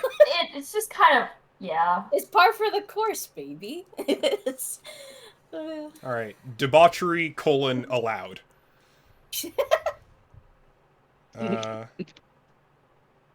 right. On my list, Malkavian mental illness. All right, let's go. So Go for it. Malkavians, one of their trait is literally that they are quote unquote develop mental, I think it's deformities is the word they use in the book. The book is not particularly sensitive about the fact that Malkavians are kind of film style stereotypically nutso. Yeah. And I thought it would be important to talk about that, how much we want to lean into that kind of like horror style camp, like pop culture mental illness visage of that, or how much we want to treat it with a bit more respect. How do we feel generally on that? And this is maybe most important for Caroline because your character is Malkavian. Because and I has actually am a Malkavian. Yeah. Eli, if you have something because you spoke up. Be okay with it, however you wish to take. I can take however you wish to depict it. Yeah, I feel pretty okay with it. If we wanted to kind of give it a gentler sort of treatment, we could just call it like eccentricities or like idiosyncrasies or whatever. Yeah. So it's something to kind of like lampshade it a little bit.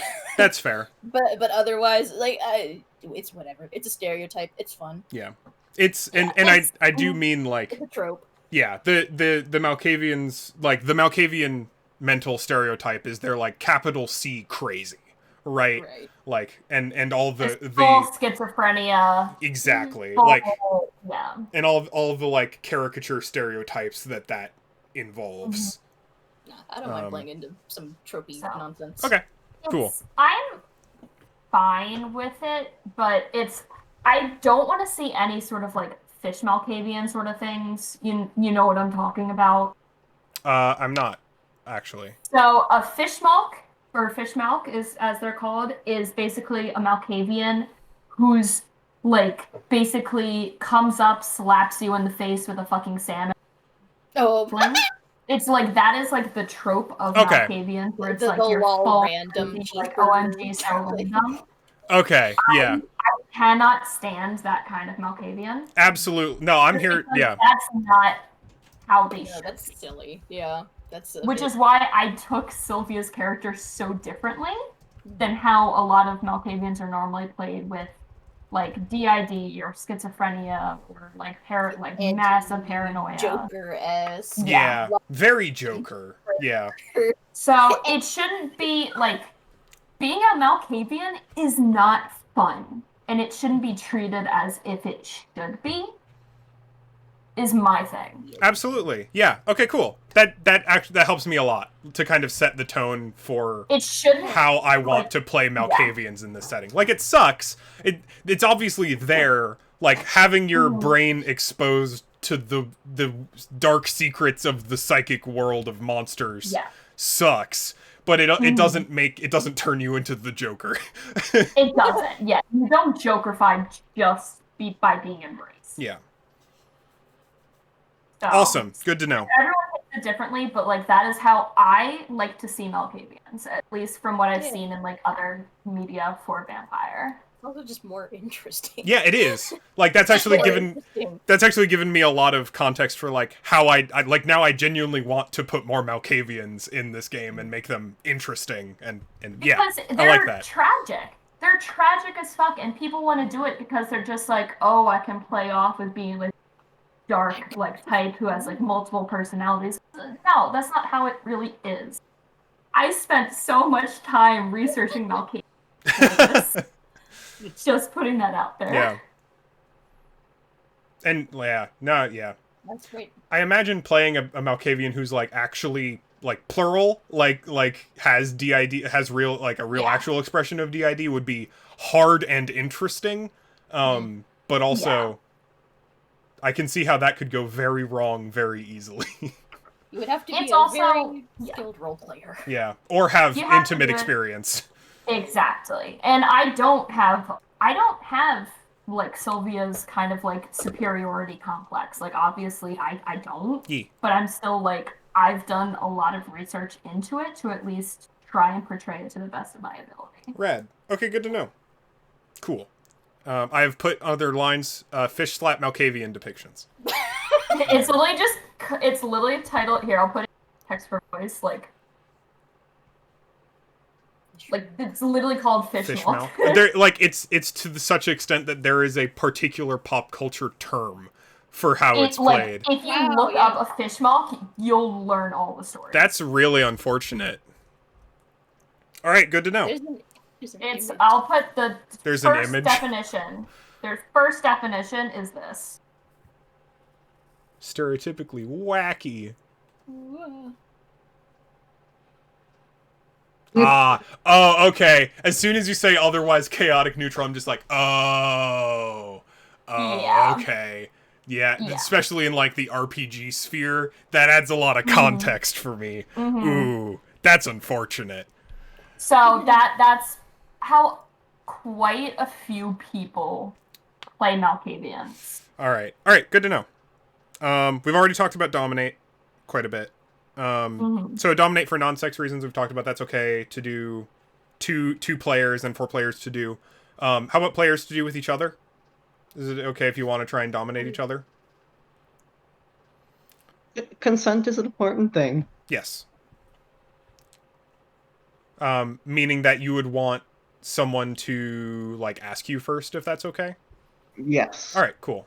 Yeah, like run it by everyone. Like Well, like we've done before. Sure. Yeah. Absolutely. give you a chance to like either deny or contest or etc. etc. Like, I think they I'm can going to honor- add another section that just says with permission. Mm-hmm. Or like ask permission for stuff like that, where it's like, this is fine, but like ask. Mm-hmm.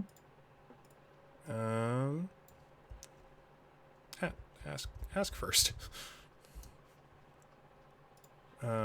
Dominate / mind control each other. Would it be reasonable to put like sexual content and flirting under there too? Yeah. yes. Between PCs. Cool. That'll be a really fun one to see what kind of fucking parent. If we do it. If it happens, yeah. Just start Ooh, boy. cozying up. All right. Traditional horror shit. Blood, gore, body horror, detailed descriptions of therein. Is it? I have like some weird specific ones, maybe, but Yeah, like, I no, don't think they're absolutely. really relevant. Hey, look, I don't like eye stuff in particular. That's yeah, one okay. for me. Okay, then That's yeah. a big one for me. Like, No, if it's an eye nice. missing from a socket, Stuff. I'm okay with it, but, like, not, like, anything. Stuff getting jammed into eye sockets is very, Oh, do not like. I do have a more obvious one. I have emetophobia, so I don't like vomit stuff. Anything to do with vomit is, that's hard no, big no. Alright. I don't like anything to do with it. Kind of semi-related though is just like hair stuff. Like, no eating hair, please. Yeah.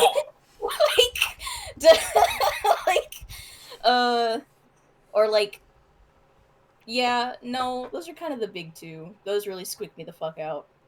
I really can't think of much else. Those are kind of it.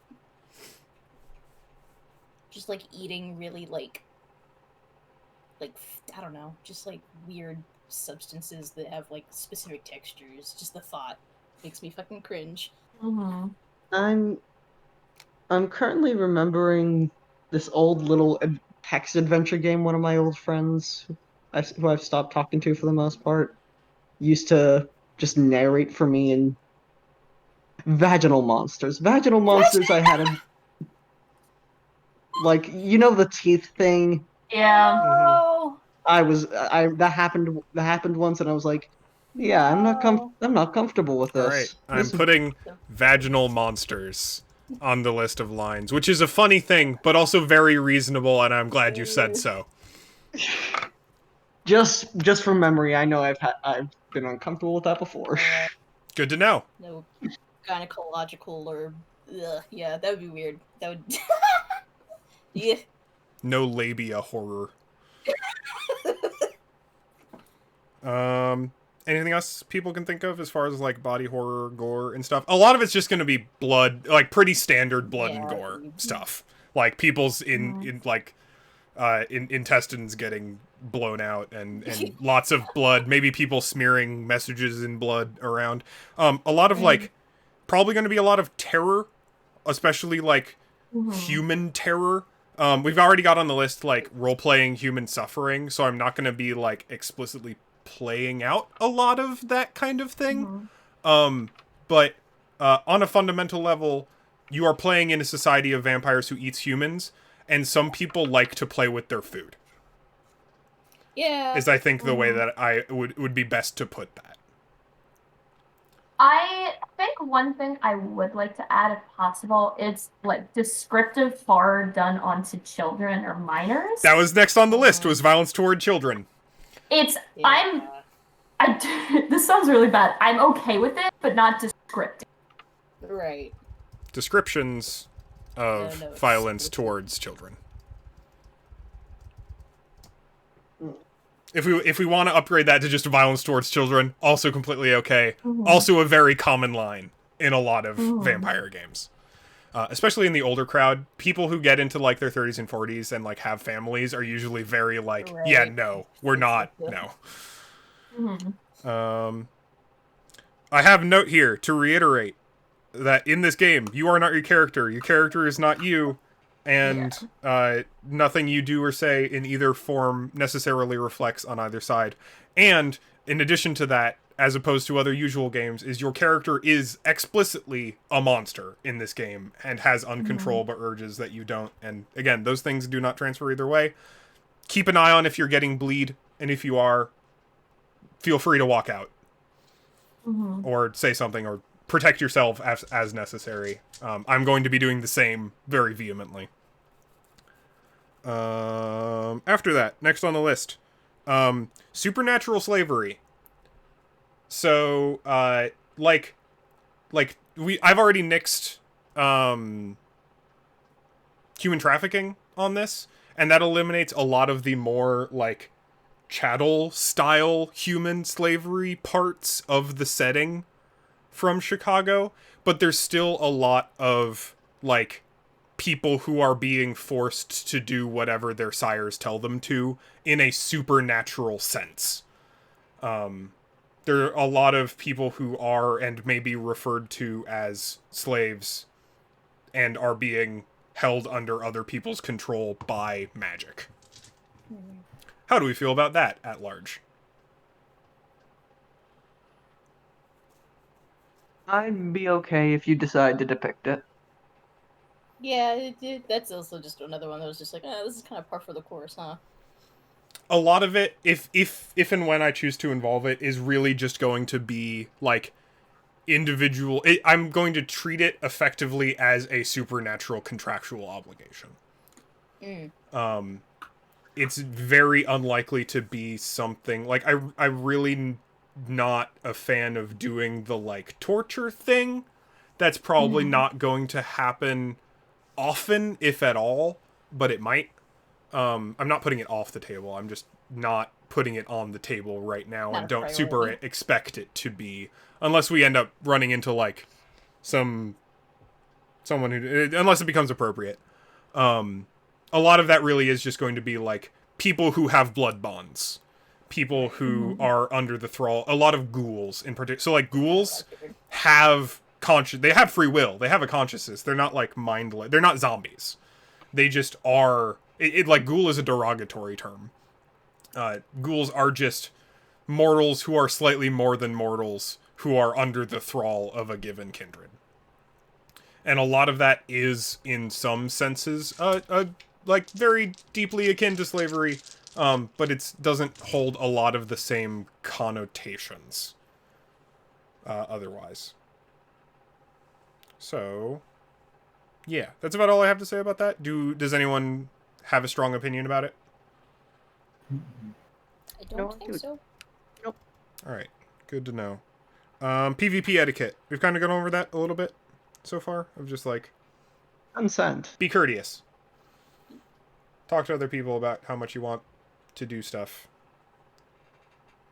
Feel free to pop in and out of character as necessary if you need to confirm with another character in the middle of a scene.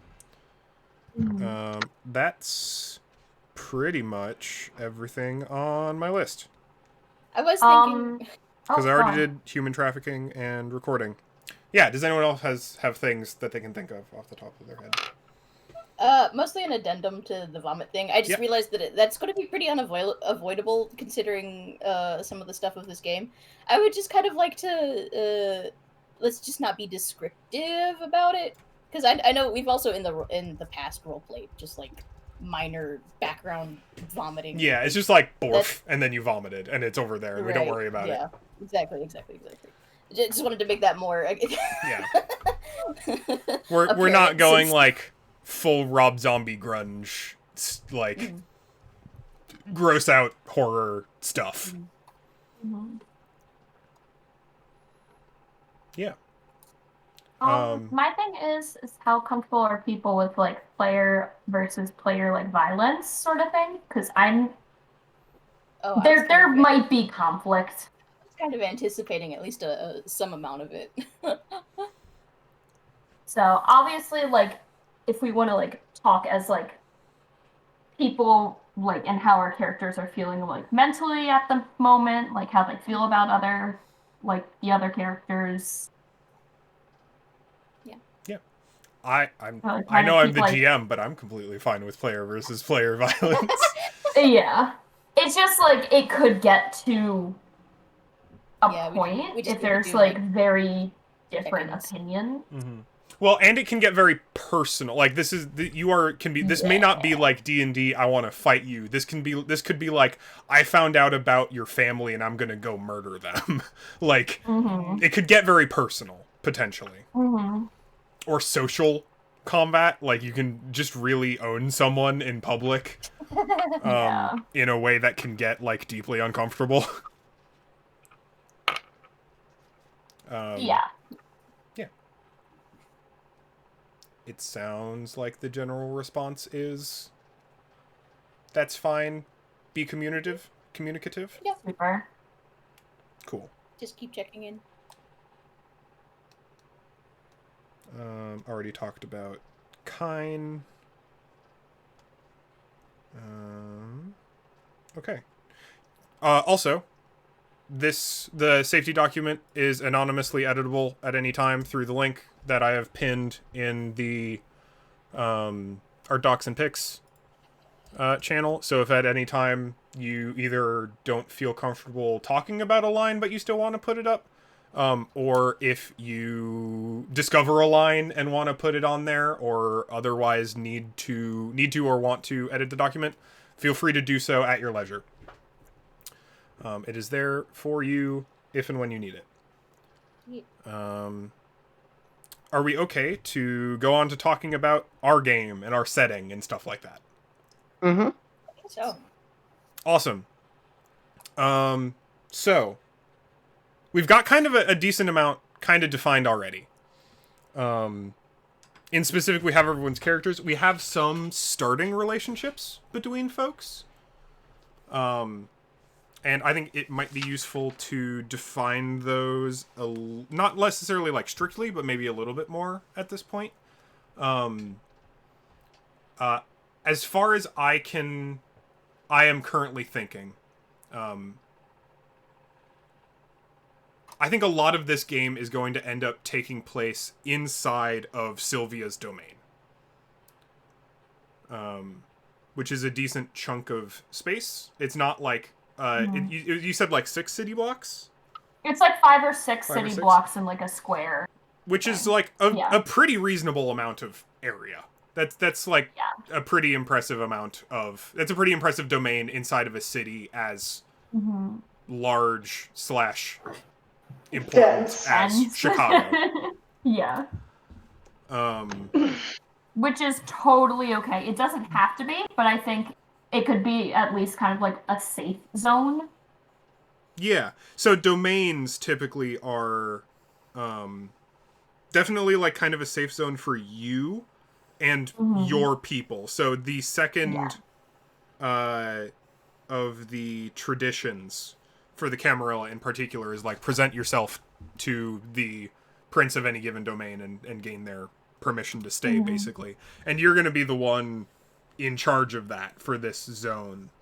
So you're going to have probably a lot more shit to deal with.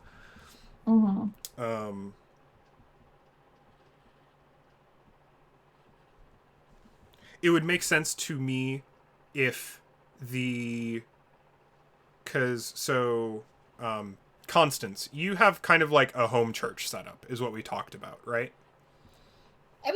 Yes. It would make sense to me if that home church was inside of Sylvia's The domain. domain. Yeah. Because then you would be, even though you may not be directly under Sylvia's control, because you're a Toreador, not a Malkavian, you're still bound more or less to the laws and rules of the domain. Of that domain. Okay. It also gives you reasons to interact. Yeah. If we want to make like an actual church and just kind of use that. Yeah. I don't know how you want to do it. That would be fine by me. If you would be comfortable defining like a name for your church, Constance. Kind of your the Toreador home base because you're not the only agent of Mother Superior in Chicago currently, correct? I would highly doubt it. So there's a few churches like right where I was thinking her territory would be. Oh, are like there actual churches? What are they called? The ones in the area that I figured her area is the City Church Chicago, Holy Trinity Lutheran Church, and St. John Canada's Church.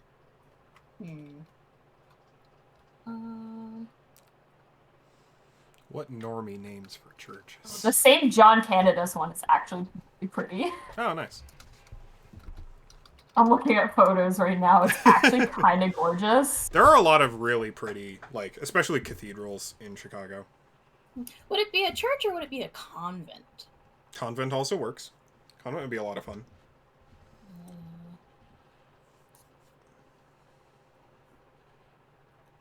Or a monastery. Though a monastery, I think, implies fairly sprawling. Would probably be larger than... Cannon's regular of St. John Canada's is a convent. For the St. John Canada's Church, which is literally across the block. I don't know all my saints. That is fair. I'm just gonna low-key just toss in the actual link. Let's take a look at this. It's kind of fucking pretty, gorgeous. Extreme. Really pretty. It's very opulent. Oh, I think I've actually been there before during a tour. It's quite literally like there. Yeah. It's literally dead center of where I figured her domain would be. They've got a baseball field. They do have a baseball field. What? Oh, yeah. Following the success of the inaugural Cannon's Wiffle Ball Classic in 2020. Jeez. Okay, I'm bad with, like, just coming up with names. This is... list of saints. Fair. Oh god. There's many. There's so many. There's a lot. Just pick one. There's a You don't have to know about any of them. Just pick a name you like. Yeah, basically. Saint Chad. Shut up. Saint Chad. Saint Chad. I'm gonna quickly do control print screen. Oh wait, why do that when I have a sniffing tool?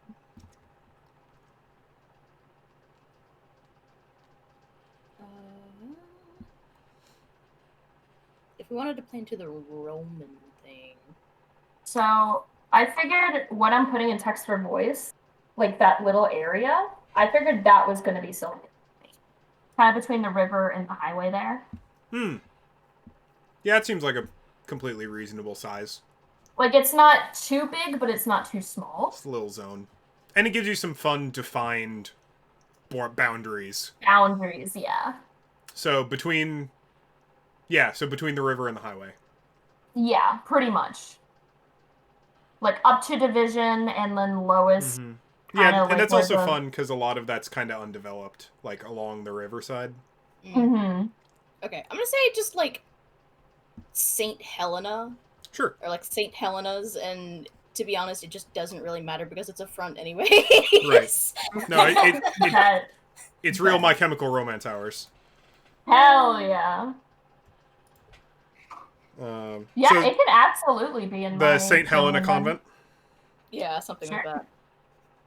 That absolutely works. Which is a front for Mother Superior's Toreador organization, basically. Tremere, yes. Tremere. But yeah. I'm gonna St. Helena's Convent, parentheses, Tremere. Awesome. Yeah, absolutely. They can be around my area. Yeah, so that's a good little zone. Probably a good thing to ask is, like, how vampire dense, how kindred dense is Chicago? Because, so it's a big city, but, like, feeding is hard and takes a lot of people and places, so, like, if you're new, like, it basically, I'm wondering if we want, like, there to be, like, thousands of kindred in Chicago and it doesn't really matter, or do you want there to be, like, 50 to 100 in Chicago so that even if you're a fairly minor kindred, you're still pretty important, all things considered? I was figuring there would be more. Yeah. Yeah. Not like thousands upon thousands, but I think a slightly denser population just makes more sense for such a metropolitan. Do we want to say, like, 500-ish? Enough that you can lose track of them? Yeah, like... maybe a bit more, like the population of a small high school. Sure. Like 750? 750?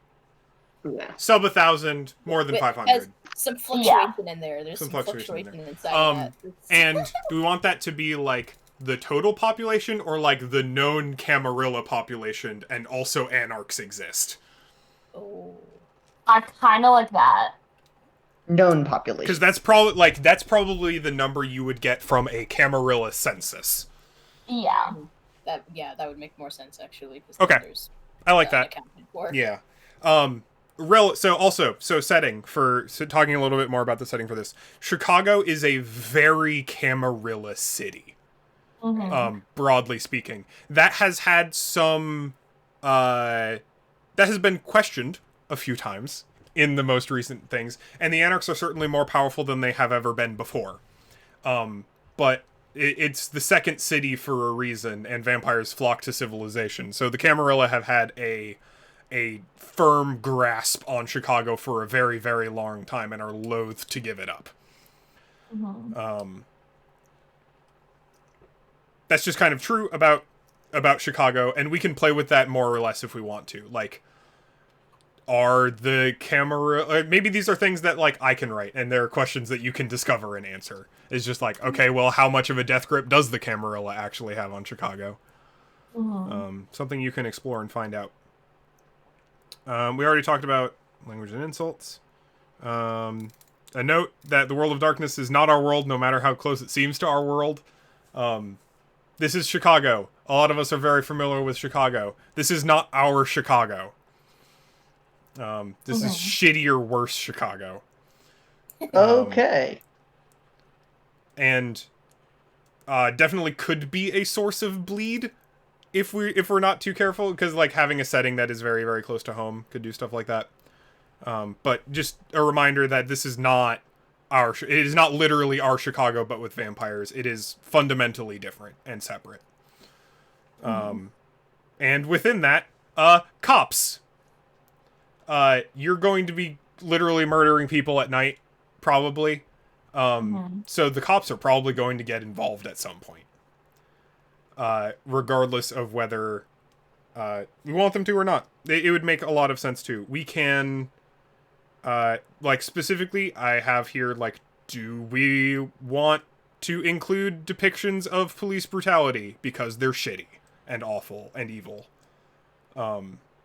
in both in real life, and that would only get worse in the World of Darkness. I want to say no. Yeah.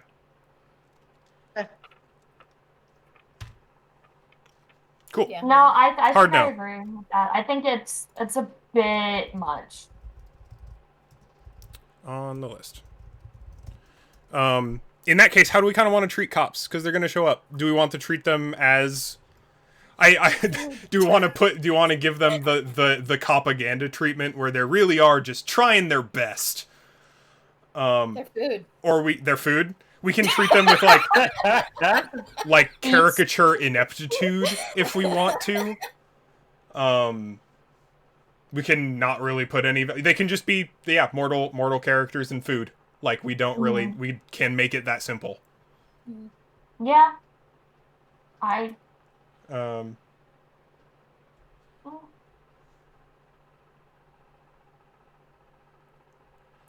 going to be making very few explicit moral judgments on cops. Other than that, they are full of delicious blood. I feel like I'm gonna have to deal with them quite a bit just being in like my domain area. Potentially. But yeah, she doesn't probably have much of a like for them. Bless you. Thank you. So yeah, Alright, cool.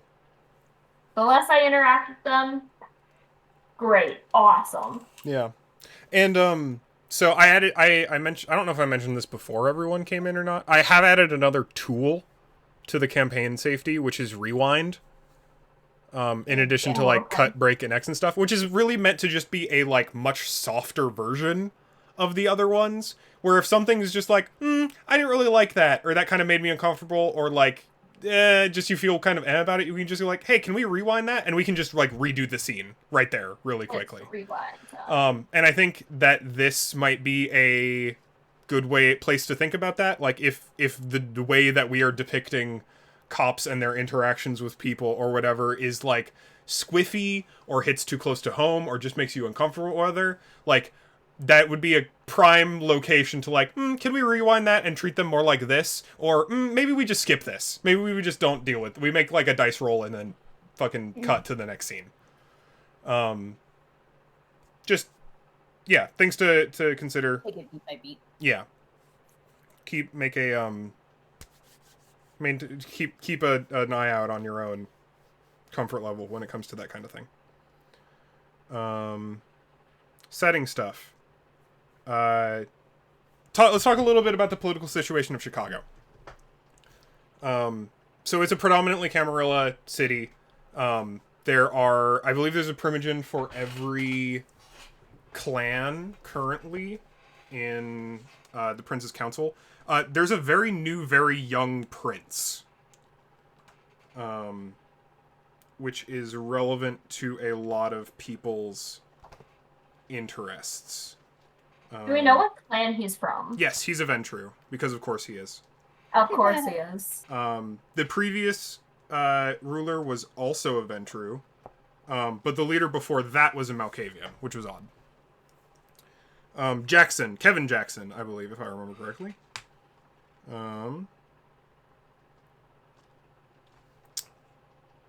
Yes, Kevin Jackson, Prince of Chicago. He has if you want to look up a picture of him, he has a very nice portrait.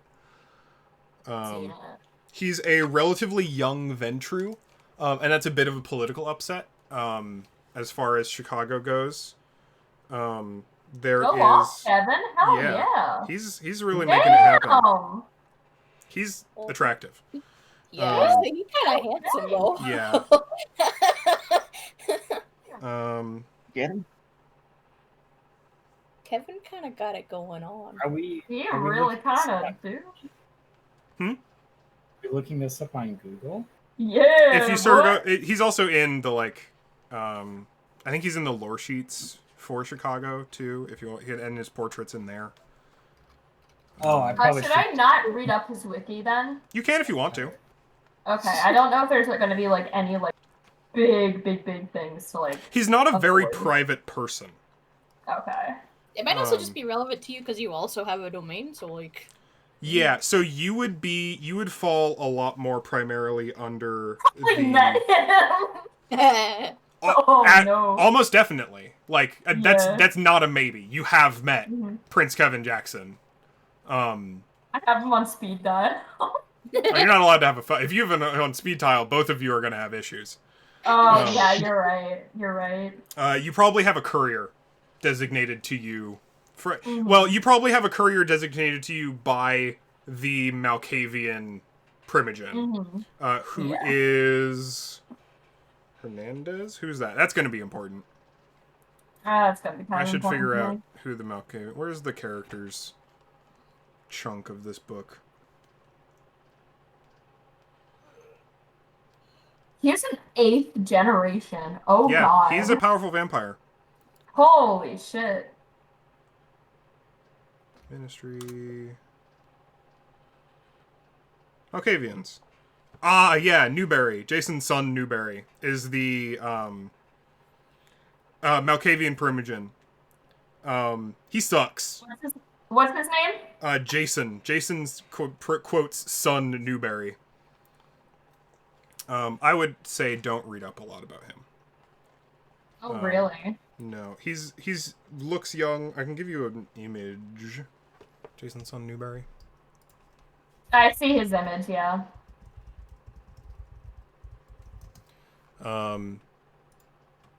He takes his position as Malkavian Primogen very seriously, but is not particularly well liked.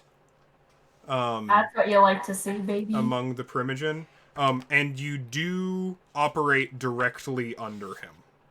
Okay. I'm gonna have to talk with this guy quite a bit. Probably. Because he's definitely going to be the person telling you, like, whenever it comes to political situations, he's going to be the one telling you what to do. Yeah. Whether you want to or not. His domain is your domain is his domain. Pretty fundamentally. The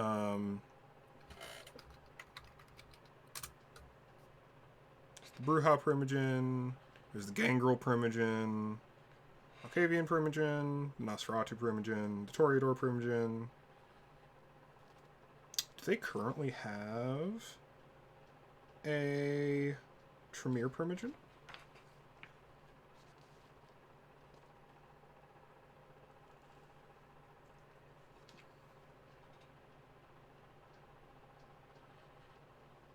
It does not look like there is currently a Tremere Primogen. Curious. Well, I'm gonna casually add something to my ambition for Sylvia. Good to know. Oh yeah, we didn't give y'all ambitions. I just made mine, baby. Ambitions are basically like goals for your character. They're what your character wants. Our character wants to do. And ambitions are long term and measurable. So stuff like, I want to become the Malkavian Primogen. Hey, yo, there it is. That makes sense. Or I want to restore the power of the pyramid in Chicago. Or I want to break my relationship with my sire. Or they're definable, meetable goals. And then you have desires, which you can pick every session. Every session you start with a desire, which is an even shorter term goal. Which is something like, I want to get information out of this character, or I want to not be hungry. Or I want to kill a vampire. Stuff like that. And meeting those desires gives you stuff. And meeting your ambitions give you stuff. They're not strictly mechanical, but they're good to have.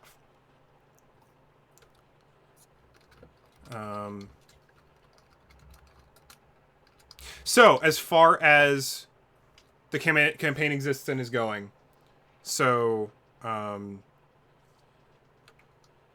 Sister Constance, you exist inside of Sylvia's domain.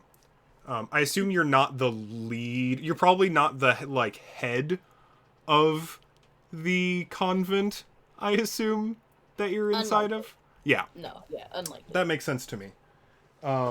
You're relatively new there, right? You said? New to being undead. Okay. Is kind of the idea. And Mother Superior is not in Chicago. Yeah, I think we agreed that she's away for the Yeah. time being. Is she normally in Chicago? Um, Or have you been sent to Chicago? I think last time we had talked about that I had been sent to Chicago, so maybe this is like, one of the... I was about to say sister location. Yeah, no, No, that's stay with it. that's Stay extremely with it. funny and also accurate. Jeez. I completely lost track of what the fuck I was saying. That, like, It's completely probably the halted, sister location to... whatever their, like, larger organization, monastery, abbey, whatever you would consider it to Do you be. want to say, like, where you're from, where that is originally? Or does it not super matter? Just not here. Yeah, I think it just doesn't matter so Sure. much. Yeah, so Constance and so what's your relationship like? Because Constance, you are definitely a known entity inside of Sylvia's domain, then. I was gonna say, do I know you? Probably, but like, do I like know you? I would say, Sylvia, you probably know Mother Constance. Or Mother Superior. Or Mother Superior? Right. That's If kinda not okay. directly, like through messengers, because you have Okay. permitted, or you are in control of the domain where Mother Superior has this particular location that you are probably fairly familiar with. Maybe a non-zero chance that we have seen each other, but just have not yet, like, had a complete Really? interaction. Okay. That seems reasonable.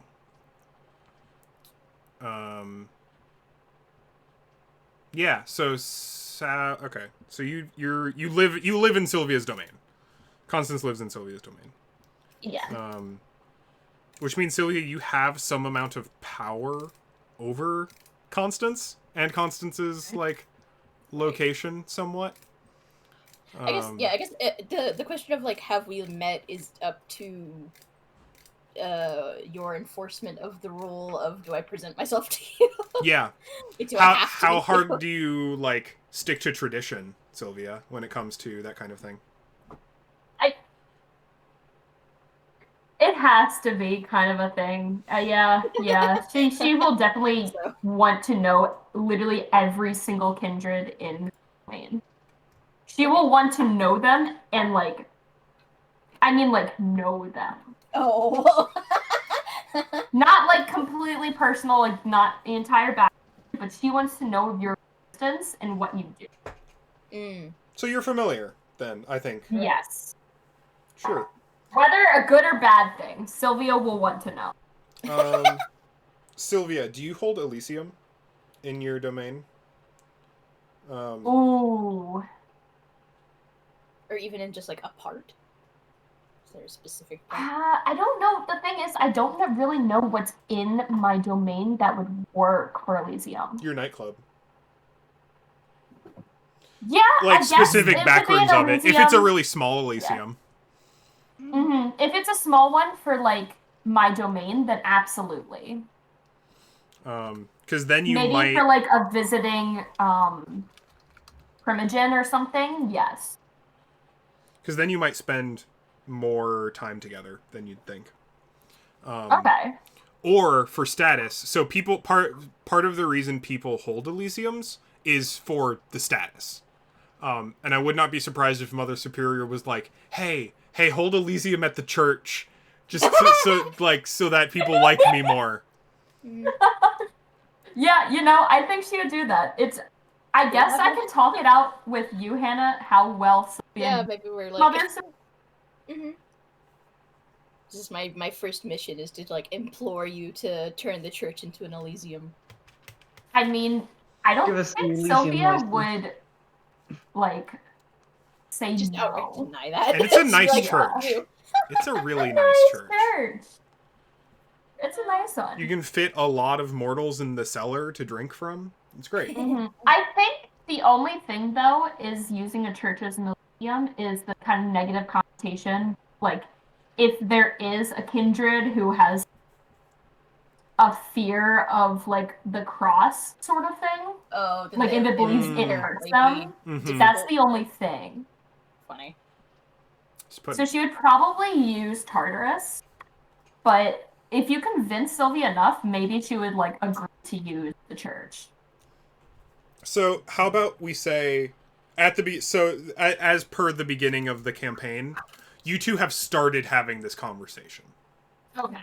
I'm fine with this. Like, you've sent a letter or two back and forth discussing this, and you're kind of starting to build up, if not a relationship, just a reasonable knowledge of each other.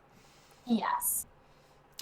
Which means, Constance, you're starting to act effectively a little bit more as Mother Superior's emissary in this kind of new zone. If that makes sense. Does that make sense? I think so. And I'm curious to know what your personal ambition. Yeah. Also, like, if there's something that you want, like, what do you, if there's anything that you in particular want to be doing in this campaign, now would be a good time to say it, so we can actually, like, include that very explicitly. Because it sounds like Sylvia wants to try and become the Malkavian Primogen. Yes, I'm gonna say straight up, that is her ambition. She wants to dethrone Jason and become that herself.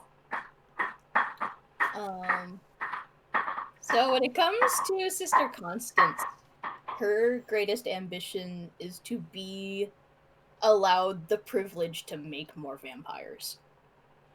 Oh. You know what would really help with that?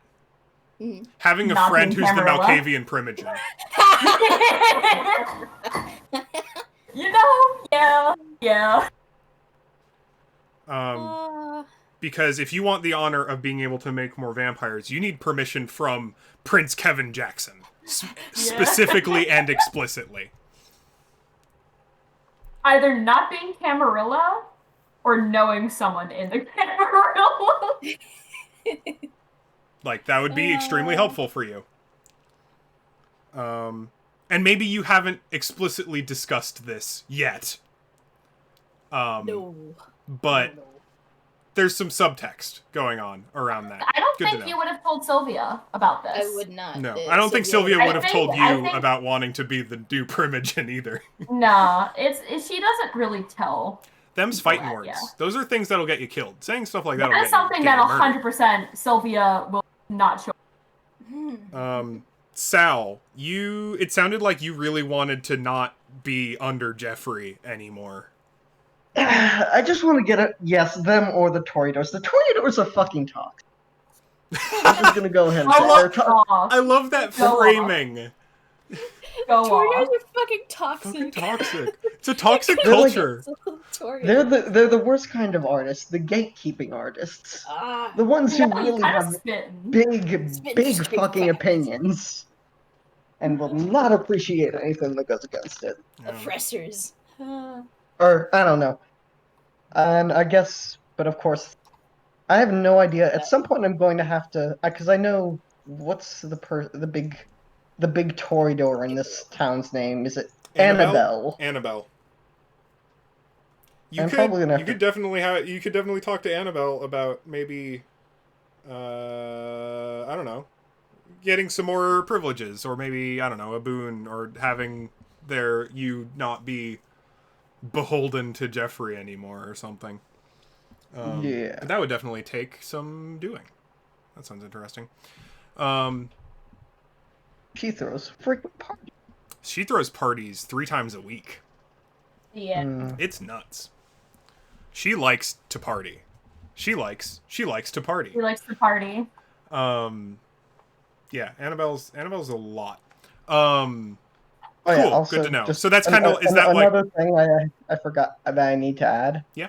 So I already had fame because because of Scene Queen. Mm-hmm. So I'm getting bond resilience, bond resistance. Ooh, yes, cool, good. Like that a I lot. like that. I really like that. Okay. Fun, yeah, good to know.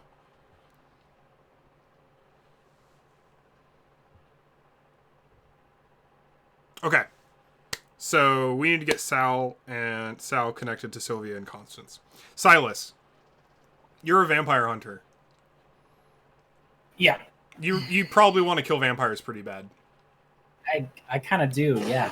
Sylvia, I think you might have some vampires you need killed. Discreetly, yes. Would it make sense in my view? I think it would make sense if, because Sylvia, you have a savior complex, right? If I remember correctly. A little bit.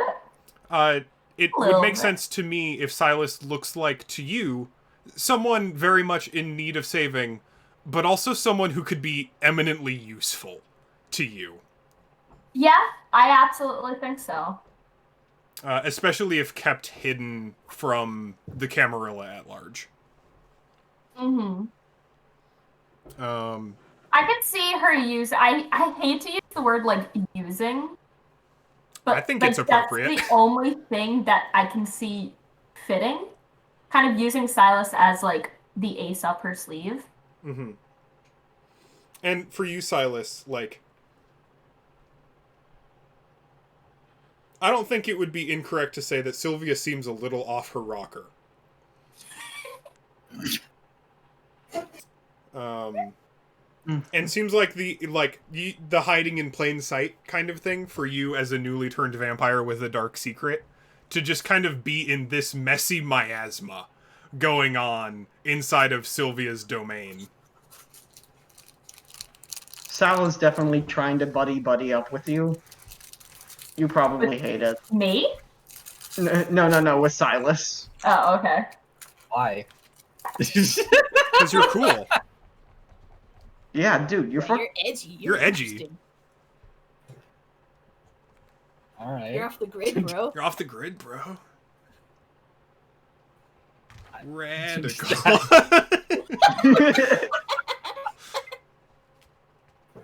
Here's the thing. I think like to gain your like trust and connections, Sylvia would pardon you of things done in her domain, but like just like discreetly, and she will give you access to her haven, so you have a place to like stay and to be. Oh. How does Sylvia feel? And maybe this is something to find out in game. But how would Sylvia feel if vampires that she sent me to take care of were, yes, killed, but were fed upon in full and their power gained? Is that rule breaking tenant? I don't think it is actually. Diablery's a huge taboo. It is. Partially because there is a pretty significant danger that if he does that, he ends up more powerful than you. Mm-hmm. Just like physically, as a vampire. Yeah, but I think it also could go back to like Sylvia 100% just thinks and knows she's better than you. Yeah. Like I'm putting it straight out. Yeah. I think she'll hold it over you. Like you listen to me, or the entire Camarilla will.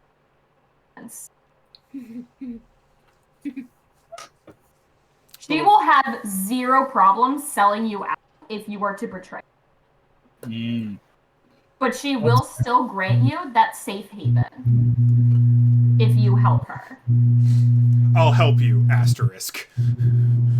That's how it is, because she does believe like this could be a mutually beneficial business arrangement. Yeah. But she knows like if you go too far, she has ways on taking like taking care of that problem. And she will not hesitate if it comes to it. Okay. That's fair. Does that sound like a good dynamic to start with? I think that sounds fascinating, yeah. Awesome. So you can 100% stay within Tartarus. So if you want to start, you can say that you live at Tartarus, basically. Oh, that'll be an interesting dynamic, because I'm sure there are other people there who are also vampires. Lots, actually. There's Several. Quite a few. Several, certainly. At any It's given one of point in the time. known Elysiums, at least in Chicago. So, Elysium is an event rather than a place. Mm-hmm. So you would hold Elysium there at any given point, which basically means Elysium is one of the older traditions of vampires, which is everyone's welcome, including Camarilla and Anarch and unaffiliated. And there are rules, like you're not allowed to do violence. Everyone gets food, and if you break those rules, you get fucked up. Yeah, basically follow the rules, don't hurt it, take your business outside, and if you break those rules, you are subject to getting torched, more or less. Yeah. But yeah, if the Tartarus ends up being like, would you say, so if you're saying it's a known Elysium, would you say you hold Elysium fairly regularly then? Like every once in a blue moon. It's every not Sunday. The main. There are other places in Chicago for sure. I think one of the known Elysiums actually is the Art Institute. Yes, a lot of the museums hold Elysium. So Elysiums tend to move around because if they stay in one place for too long, Second Inquisition gets wind of them, and a whole bunch of vampires turn into smoke. So best to keep it moving around, but for smaller stuff, like your Elysiums are probably pretty limited to your location, and people who are really looking for like capital E Elysium. Yeah. Like, it's like 50 people max. The capital E, like the Primogen, like Annabelle's Elysiums, or like Prince Kevin Jackson's Elysium. Those are the stuff that's getting held at like the Art Institute and the Field Museum, and they've got like fucking big fancy parties, and they're doing the opulence thing to the nines, and you're just like, I'm doing this for the locals. Yeah, hers is basically like, she plays it off as someone rented out the place as a VIP party. So there's no attendance other than invitations, and you have to have a very specific invitation, which means, yes. Yeah. You are kindred. Hey, Matt, do you have like a fan really close to your mic? Me? It's not close to my mic. Oh, okay. Is it picking up? Yes. Yes. Yeah, there's like humming. There's like electrical humming happening. I know it's hot, so I wouldn't say like turn it off. Just like be aware that is coming through. Yeah, that's a decent dynamic. Constance and Silas, do you know each other, and how do you know each other, and how tell me why you hate each other? Like I don't know. Would Silas know that the church is a place where kindreds linger? Probably not inherently as part of the Society of St. Leopold, but you'd probably find it out pretty easily.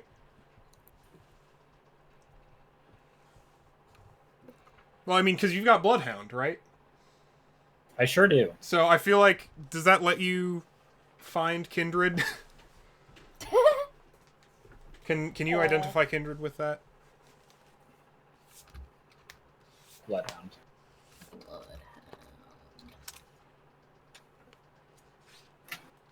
Because I know it lets you find flavors. You can smell the blood. resonance of a human's blood without tasting it. You still need to be within olfactory range of the person. You have to be So close it enough to sounds like smell them. So probably wouldn't be able to like just immediately walk into a church and go like, "Yep, there's vampires here." Smells like vampires. Smells like vampires in here. Probably be like there's blood that's been spilled here. Yeah, I think that's up to y'all. If Silas wants to have walked into this place and gone, oh, well, shit. Because one of my first thoughts to get y'all connected is that you encountered each other mostly by chance. Just having been by one of you is in a church, the other of you is probably looking for solace or protection or something going on. Well. Mm-hmm. But that, like I said, that's kind of up to y'all. I kind of like that idea. If you are into that, How do you feel about that, Matt?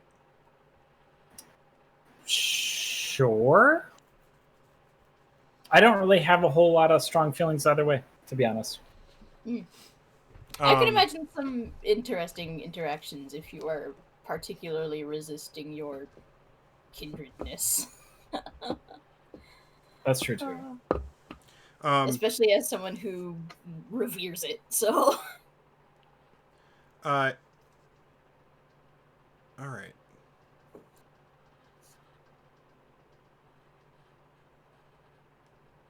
So, I think one thing that'll help us get this sorted out, and I kind of hate this, kind of love it, is I do kind of want to do a you all meet in a tavern.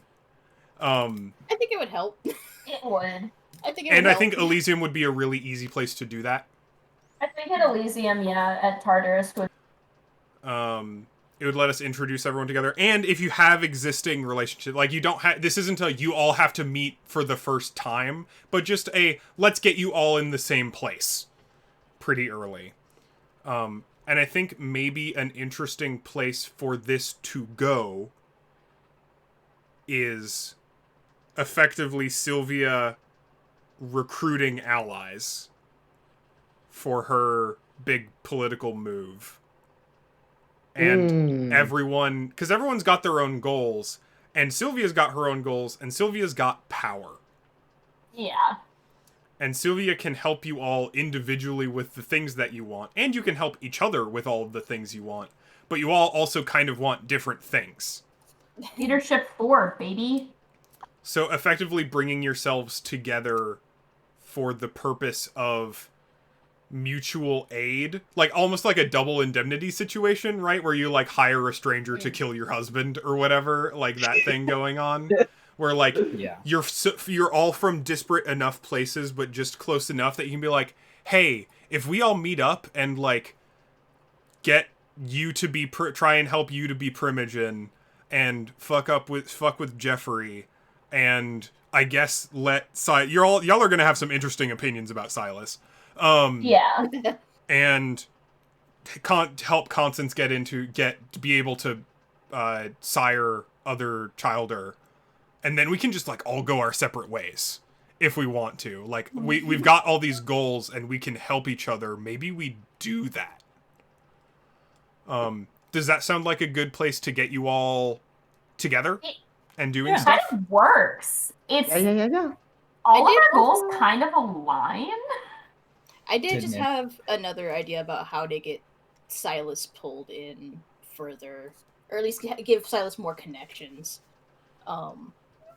With Auspex, could I like tell if Silas is feeling like particularly hungry? Like how much is Silas actually resisting the hunger, and how much is he like giving in?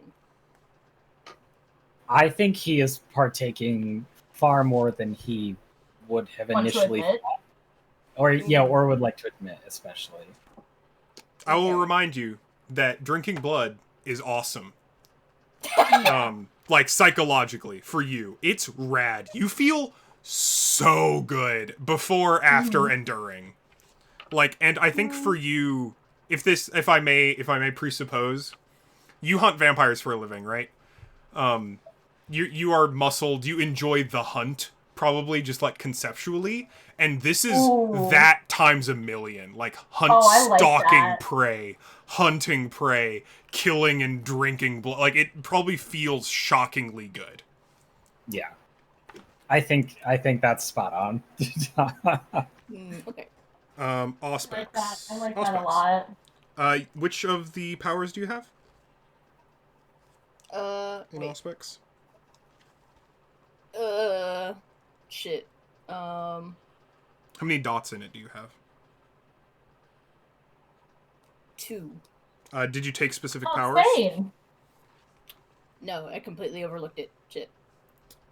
So the only level 2 power is Premonition, Okay. Then. which is the vampire experiences flashes of insight. These may take the form of raised hackles, sudden inspiration, or even vivid visions. While never too precise, these visions can nudge the vampire out of harm's way or reveal a truth previously overlooked. Okay. So theoretically, yes. So In you a could way. definitely learn something about, like, weird...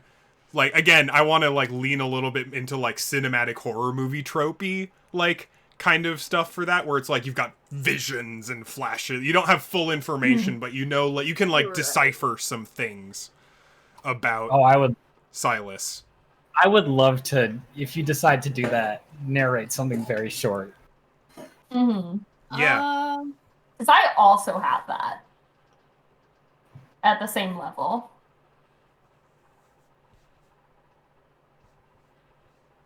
Ugh.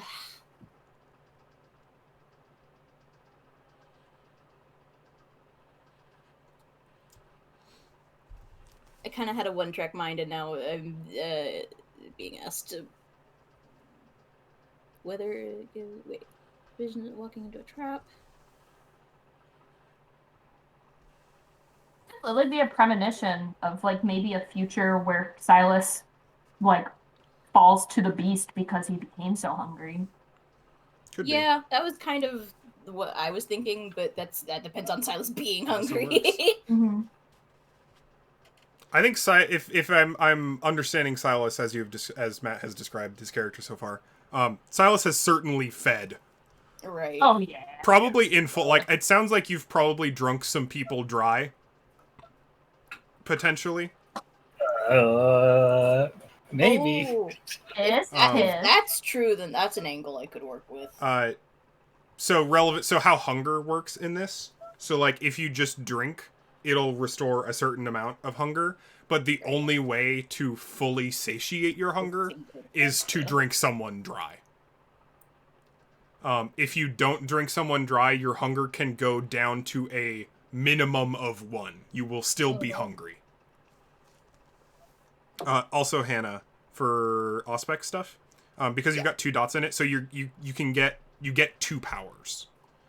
Okay. So I can for get your one first of dot, the- you'll get one of the level 1s, and for your level 2, you can either get the other level 1 or the level 2. I'd probably recommend the level 2 because it's really good and fun. I like Level that one two. actually. As soon as I read that, I was like, okay, that. But I'm you glad also that- will get one of the level 1 one of the powers. ones. Okay. It's good to know because I was also confused about these.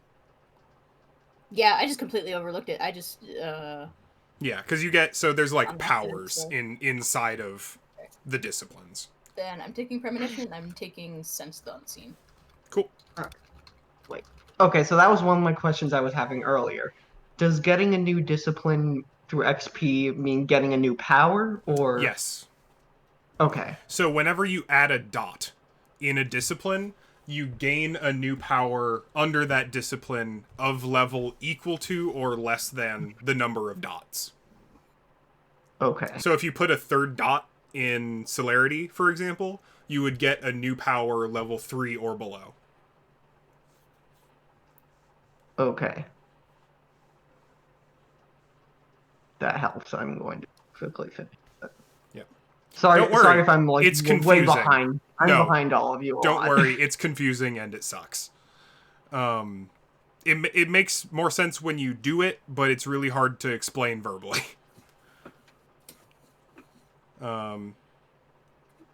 Yeah, so we can definitely have Sister Constance premonition some stuff about Silas if we want to. Maybe Silas is drinking like frequently, but not the right type or not enough. It Or he's just drinking isn't more than he has to. way too, or way too much, and it's causing problems. It is about to lead to something bad. Like a masquerade breach. Mm, Hunting too aggressively. But that's up to either Silas. or. Well, I'm gonna have fun with these now. Like you said, if you want to, we can like do that in session 1 if you want. If you want to like do a premonition, and Matt, you said you wanted to maybe narrate something about that. I mean, it would just be like flashes. It wouldn't Yeah. be in specific. I think that would be fun. That sounds like a fun thing to do. Yeah. Also, premonition is just kind of a hint machine. Yeah. So, like, if you're ever like, I want to know something that the GM wants me to know or doesn't want me to know, you can just, like, roll premonition. Right. I like games like that. I like that in Call of Cthulhu, too, where you have, like, an idea roll, which is just a, like, GM, tell me something. Mhm. And premonition kind of is that in this game. Yeah. I think that's probably enough to get us started collectively, and then we can get a lot more into the specifics of who's begotten to who, what characters do you actually need to worry about, what's going on, like, in the campaign. I don't want to reveal all my secrets. Yeah. Reveal to me your secrets, wizard. Oh, I get a really fun level. That's for the end of the campaign. Oh, this is gonna be really fun. People discovering their cool Oh. vampire magic. Oh, this is actually kind of really. People love cool vampire magic. Hmm. It's pretty neat. It's pretty cool. It's pretty cool. This actually kind of really worked my character too. I think gameplay wise, if I would warn you against any one thing, it is trying to directly combat a vampire that is older than you in some way. And that's not just in a like, this would be a bad idea for optics reasons, but they are objectively going to be more powerful than you in a lot of ways. Like, I really love that the idea of like one of the major goals of this campaign being we want to depose the Malkavian Primogen, because you're gonna have to do that with political bent, like, because the Malkavian Primogen is just straight up way more powerful than all of you, probably more than all of you combined. Oh yeah. So if that's a goal you want to take on, absolutely, we're gonna make it happen. We're gonna make it so that you're able to do it, but it's not gonna be straightforward. It also, it's something that fits for Sylvia. Like, that's her ambition. She is not a physical fighter. She's completely all, like, social mental. No physical, like, feats or anything. Which makes some kind of feral gangrel who just popped up in your territory very useful. Yes. Absolute. Like, madman. again, she has a 4 in leadership. She has a 3 in persuasion, 3 in politics, plus a specialization there. Also relevant for like She gangrel stuff, Matt. Yes. Most vampires avoid animals, just in general, because animals can sense that they're dead, and like freak out around them. Yes.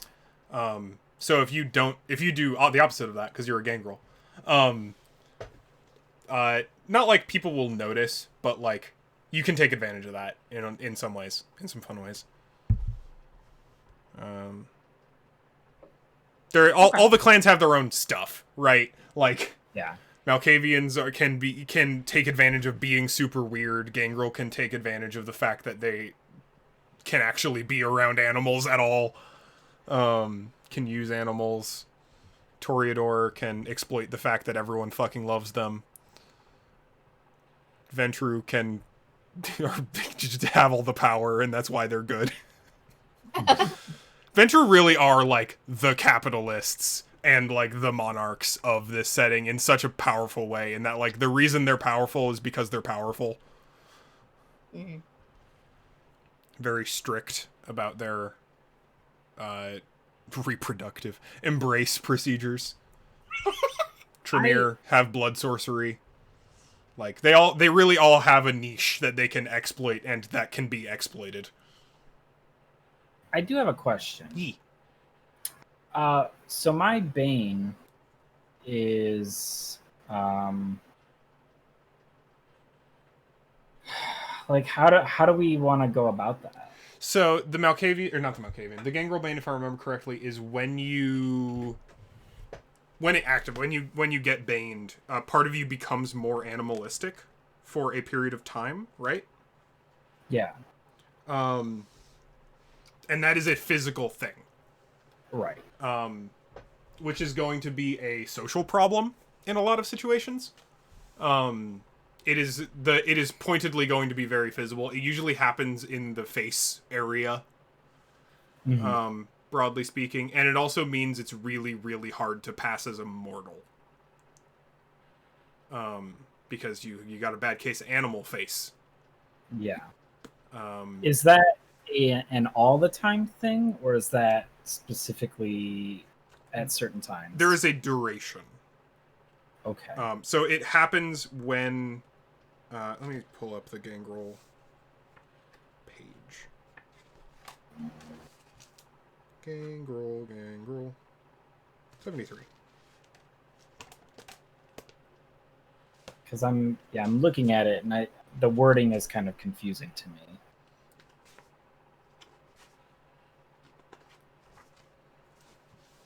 It can also be weird because every bane works differently. Yeah, so frenzy is a mechanical word. Okay. So occasionally things will require a frenzy check, basically. Things that stir the beast inside of you. I see. Stuff like seeing someone bleeding from the neck, seeing an excessive amount of blood, seeing a perfect victim. Seeing something that frightens you excessively, being exposed. Usually, a lot of vampires have to make frenzy checks when exposed to fire, like having been surprised by it, because it's one of the few things that can actually hurt you. So they'll make like a frenzy fear check, and if you fail that, you frenzy, which basically means the beast takes over for a little bit. It's not as bad as letting the beast take over wholly, but you basically act on your vampiric nature rather than your own consciousness. Okay. So it'll happen when you frenzy, and it'll last for a period of time. Okay, I have ideas One or about more that. animal features a physical trait, a smell, or a behavioral tie. It can be like a nervous, like a physical tick. Get a bad case of bear voice. Just sound like a bear. Ooh, a growl. Yeah. Yeah, that would actually be a really good one, is just like you growl when you're angry. I take offense to you calling me a gangrel. Like You just wouldn't like me when I'm just- angry. subconsciously growl like a dog when displeased. Like, stuff like that. Because I think it is pointedly a social debuff, basically. Is like, mechanically, I think it says something. Does it say something about, like, dice? You have your Bane active? Yeah, like, you get to decide if it reduces, like, charisma or intelligence. Each feature reduces one attribute by 1 point. Okay. Yeah. So it could reduce, like, charisma or resolve or strength. Like, I could give you chicken arms. And that would reduce your Nice. strength somewhat. Oh, you get to decide this. I can, but I would probably let you if you came up with something particularly fun and cool or relevant. But I could force some animalistic traits upon you if I so desire. Okay. Yeah. All right. If nothing immediately occurs to you, the feature reduces intelligence or manipulation, so you just get animal brain for a bit. Pig Joke's brain. on I'm you. gonna have That's how to I discuss already operate. you, Mike. Got a bad case of pig brain. Yeah. Yeah, so that's how that works. Okay. As usual, if you have questions, ask me about them. I didn't read these books for nothing. I might ask you about A how we're lore gonna dictionary. do my Bane later, just because Oh, right, because mine's the... not specific. Did you decide on, like, what you want your mental illness to be? I mean, my mental illness is basically her complex. Yeah, the, It like, kind of the works savior both complex. ways. Yeah. Does it say what happens when you frenzy? No. Because you might have an obsession. Because you either... Basically, you either frenzy or have an obsession. When the Malkavian suffers a bestial failure or compulsion, they're Compulsion. to the So then there's, like, a dice thing. yeah. The type of penalty in the exact nature. So if you've got a deity complex, Mhm. basically, I think how a lot of that would play out is that, like, you suddenly believe yourself to be either, like, omnipotent or omniscient. Maybe omniscient would be the fun thing, is, like, you think you can suddenly hear what everyone is thinking and about to do, but you can't. That's not real. That's not part of the cobweb, but you feel like you can hear what everyone is thinking. Okay. Or so I would probably theme it to the situation, but I would, yeah, we can talk about it and play into it a little bit if and when that happens. I need to reread the section on compulsions. How is Bane severity measured? I'm pretty sure it's by default 1 unless you take flaws that say otherwise. Oh.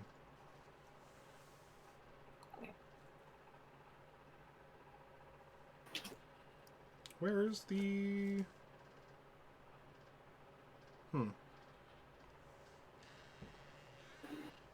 Give me... When we talk about... Where's compulsions? There we go. 208.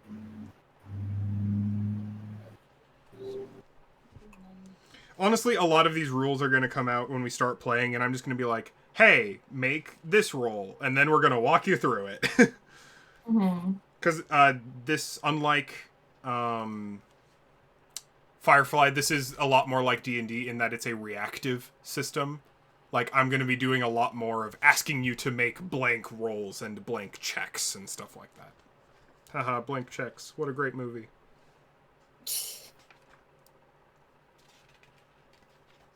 Okay, apparently it's based on blood potency. Is it, like, equal to blood potency? Uh, Is there a chart? I'm looking at pages 216 and 217. Ah, okay. And at the bottom of, like, the descriptions, they have little things about... Oh, okay, so compulsions are just like Banes are what happen when you crit fail. Right. And some are dictated by your blood, and some are different. So it could be sample compulsions, hunger, dominance, harm, paranoia, clan compulsions, like rebellion, feral impulses, delusion, cryptophilia, obsession, perfectionism, arrogance.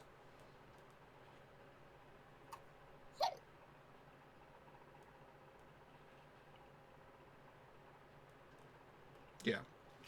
So when you crit fail, your banes and or compulsions are gonna occur. Got it.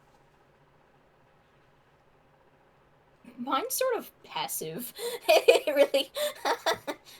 Yeah. I mean, I guess. Well, because the banes can be separate from compulsions too. So, like, for example, the gangrel bane occurs when you frenzy, which is separate from when you fail, do a bestial Right. failure.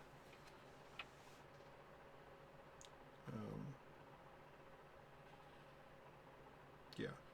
The Tremere compulsion sucks. Yeah, unfortunately. Because it's just like, it just makes it so hard to do anything, which makes sense. Sure is that kind of perfectionism. Oh, What? what is it for them? So it's perfection. So when you suffer compulsion under Tremere, you basically feel the weight of your failure so heavily that it makes it increasingly difficult to do other things, and you suffer a pretty massive penalty to do anything else. Yeah, mechanically Fine. that is until the vampire scores a critical win on a skill roll or the scene ends, the vampire labors under a 2 dice penalty to all dice pools. So you just So, feel so shitty about failing that You it's have so, to you keep you have to. trying. Well, yeah, you either have Or to until you get crit succeed, which if you just critical failed on something is probably not super likely, or wait for the scene to be over. Yep. It's pretty harsh. But such is the Tremere. You get blood sorcery, so it's a bit of a trade off. Mm. Does anyone have any other questions? Any comments, desires, thoughts, dreams? I am dreaming of my aesthetic and what kind of what tools I will use for the hunt. I would recommend something that launches stakes as a projectile, and probably some sort of bladed weapon for beheading. Modern vampire hunters use like incendiary grenades and shit. But I think you'd be a little too old school for that. I was thinking like a fucking compound bow. Yeah. Your arrows would have to be wooden and they would have to be untipped. Which would probably be a bit of a red flag for anyone who knows what to look for. But yeah, that would be cool.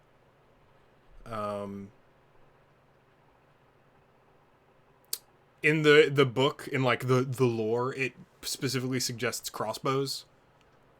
That fire stakes. But that's up to you. No, that's reasonable. So you want like a big bow, a compound bow, even. Yeah, probably. Is this Society of Saint Leopold standard, or is this just you?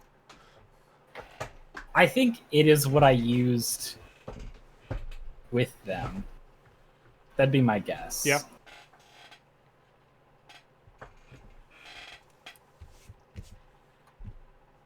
That And then like a sword. You mentioned a katana. You wanted to be a samurai, I think. I think that's just what you want to do in every tabletop Yeah, all RPG time. we play. You know, I don't think that would actually be the aesthetic of this one. I think it'd be like the Zweihander or something like that, you know. Big old That would German be sword. again very easy to spot if you knew what to look for. I know. Historically, Zweihanders weren't made for cutting; they were made for crushing. That's true. They literally dulled the Stupid, blades. I'm That's trying stupid. to remember. What is the name? I think it's just a longsword, actually, that I'm thinking of. But even longswords are still very big, so... They are, but they're probably slightly more concealable than something that's 6 feet long. Not really. You're just in cosplay all the time. Nice. It's a 90s goth era. What do you want from me? There are a lot of like one of the like chic things to do in Vampire Society if you really need to cut someone's head off nowadays is like the like hooked throat knives, like the pocket knives that have a wicked curve to them. Again, that'd be a very modern take. Oh, actually, here's a question. You also don't have to cut their head off. You could also have something that sets them on fire. True. If you wanted to. The question I have, though, is if I cut somebody's head off, can I still drink that person's vitae? No. Ah. Longer. If you want to commit diablerie, which it sounds like you really want to do. I really do. Well noted. It's hard, and you're gonna need help. That it like dabblery really isn't something you can do yourself. Interesting. Okay. Mostly just because drinking someone takes time, and pinning a vampire down for an extended period of time is a lot harder than just killing them. Mhm. So, yeah, they're like. We can probably talk more about that once you have a plan and or a target. Yeah. And or help. You're gonna diablerize fucking. Drink a primogen. Just drink it from Jeffrey. Take Yeah. him out. You could probably convince Sal to help you. I think you might have a hard time convincing Constance, but you never know. You never know with Sylvia. You just never. Impossible to know. You never know with her.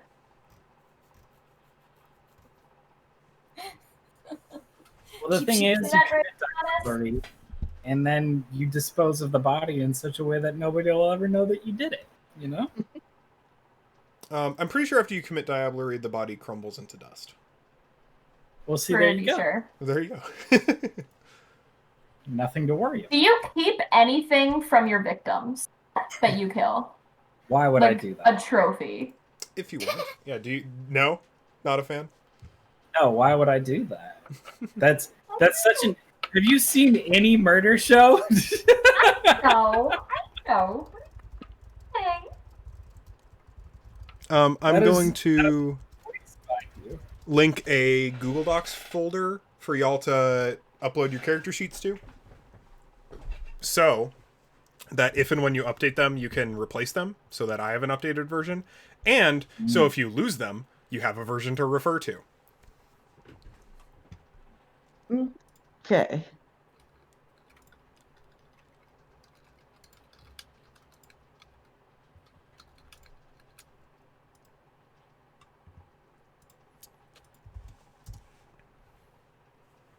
Also, I know that there's some confusion about the disciplines specifically. So if you need or want any help with that, let me know.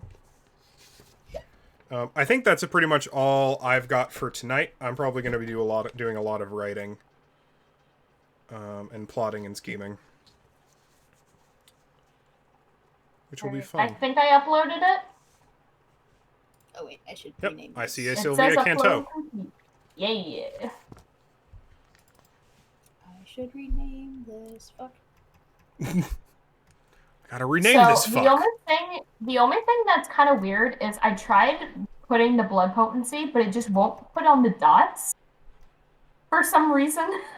Oh, Oh, you probably missed I when see I was that. talking about that my sheet was. But it broken has and I like the had boxes the- around it, so Yeah, I I know can see the that I two. have. I drew I drew with the pen tool to the circles.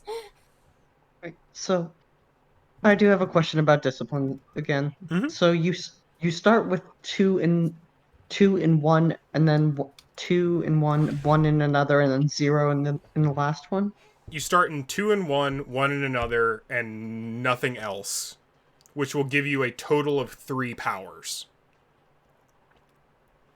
And then Okay. because of your generation, if you spend XP to gain more disciplines, then you will gain more disciplines as necessary. Okay, that helps. And then I know. Sorry, I've been modifying things this whole time and trying to. Yeah, don't worry about it. There's a lot going on. It's a whole new Feel system. good? Because I need to go feed Adonis. Go feed He's literally your just kitty. He's just staring at me. Yeah, I'll probably hang out for whoever needs help for a little bit longer, and then I'm probably gonna go to bed. I think I'm good. I also promised the boys I'd play these a bit. Yeah, go have a good time. Thank you. And I'll see you all very soon. Yee. Alright. Good Bye night. bye. See ya. Nighty-night.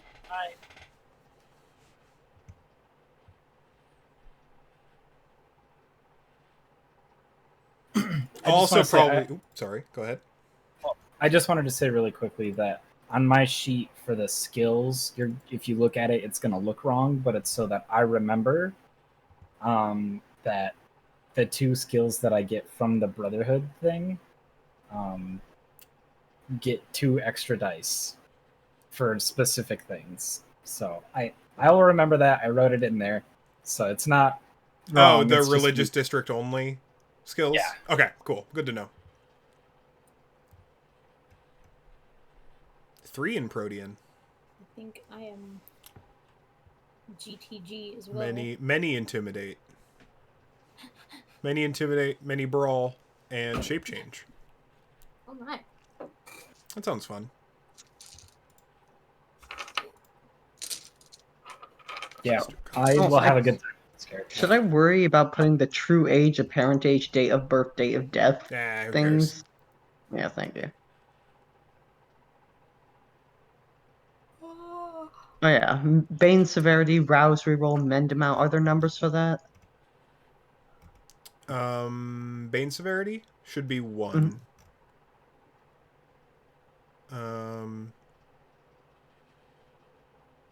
I don't think you need to worry about the other stuff right now. Okay.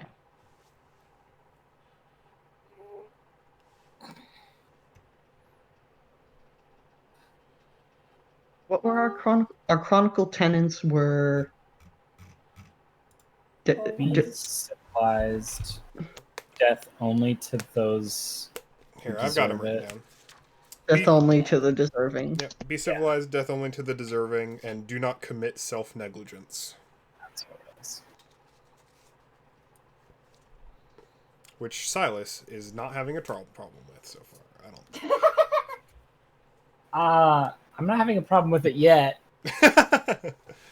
I'm pretty sure I will.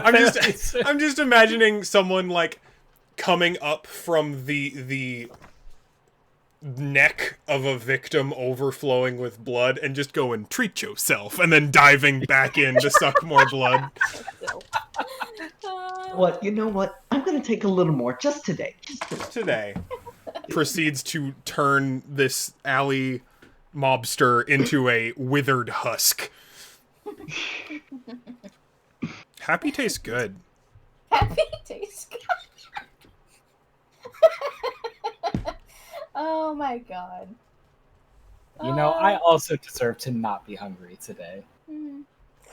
I mean, yeah. Everybody eats. Everybody eats. That could be a tenet, too. Is everybody eats. I feel like that would be even scarier. Like that's like vampires rule the world. Man, Like you enter vampires Chicago and do you're like, rule the world. Well, not if they have to fear the Inquisition and the humans and stay hidden. You're assuming they fear the Inquisitions and humans. But they do. Yeah. Only a little bit. Only the smart ones.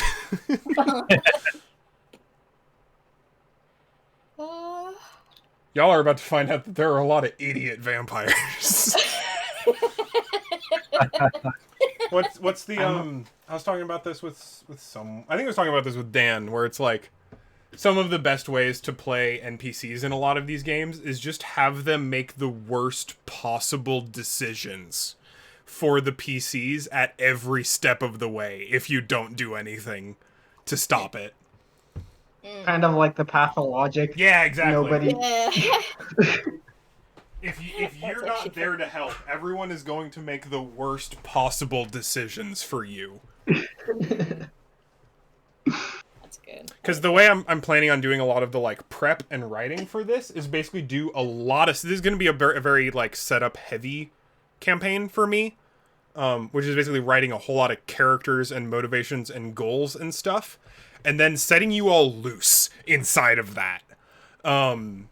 To do your own things and whatever you want. And if you don't interfere in what everyone else is doing, they're just going to keep doing whatever they want to. And see how that progresses. Which means that the world will to some extent move around you. Depending on how much you affect it or not. How much of a nuisance you make of yourselves.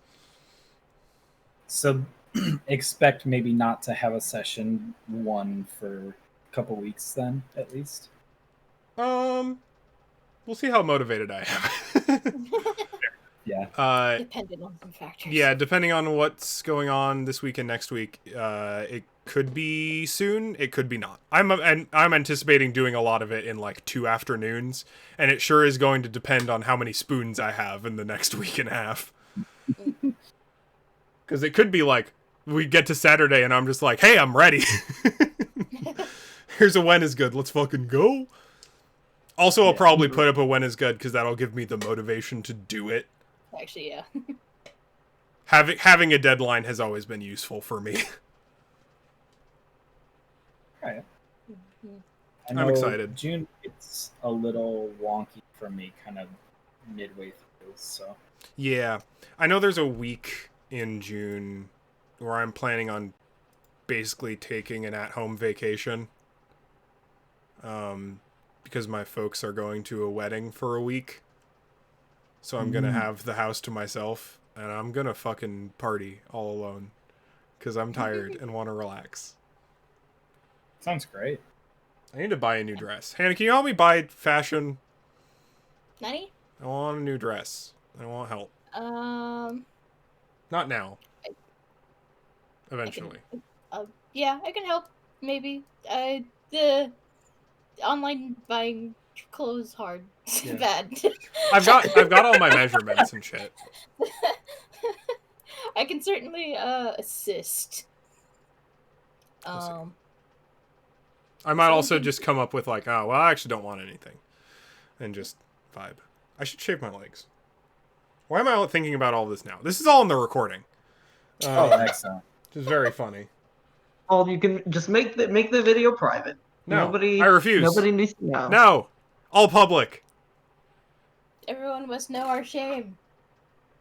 What shame? There is Y'all feel shame? There's no dark corner of my soul I wouldn't sell out for one more view on my tabletop RPG Session 0 video. Uh, They will all know everything. one more drop of dopamine. One of our recordings has an inexplicably large number of views.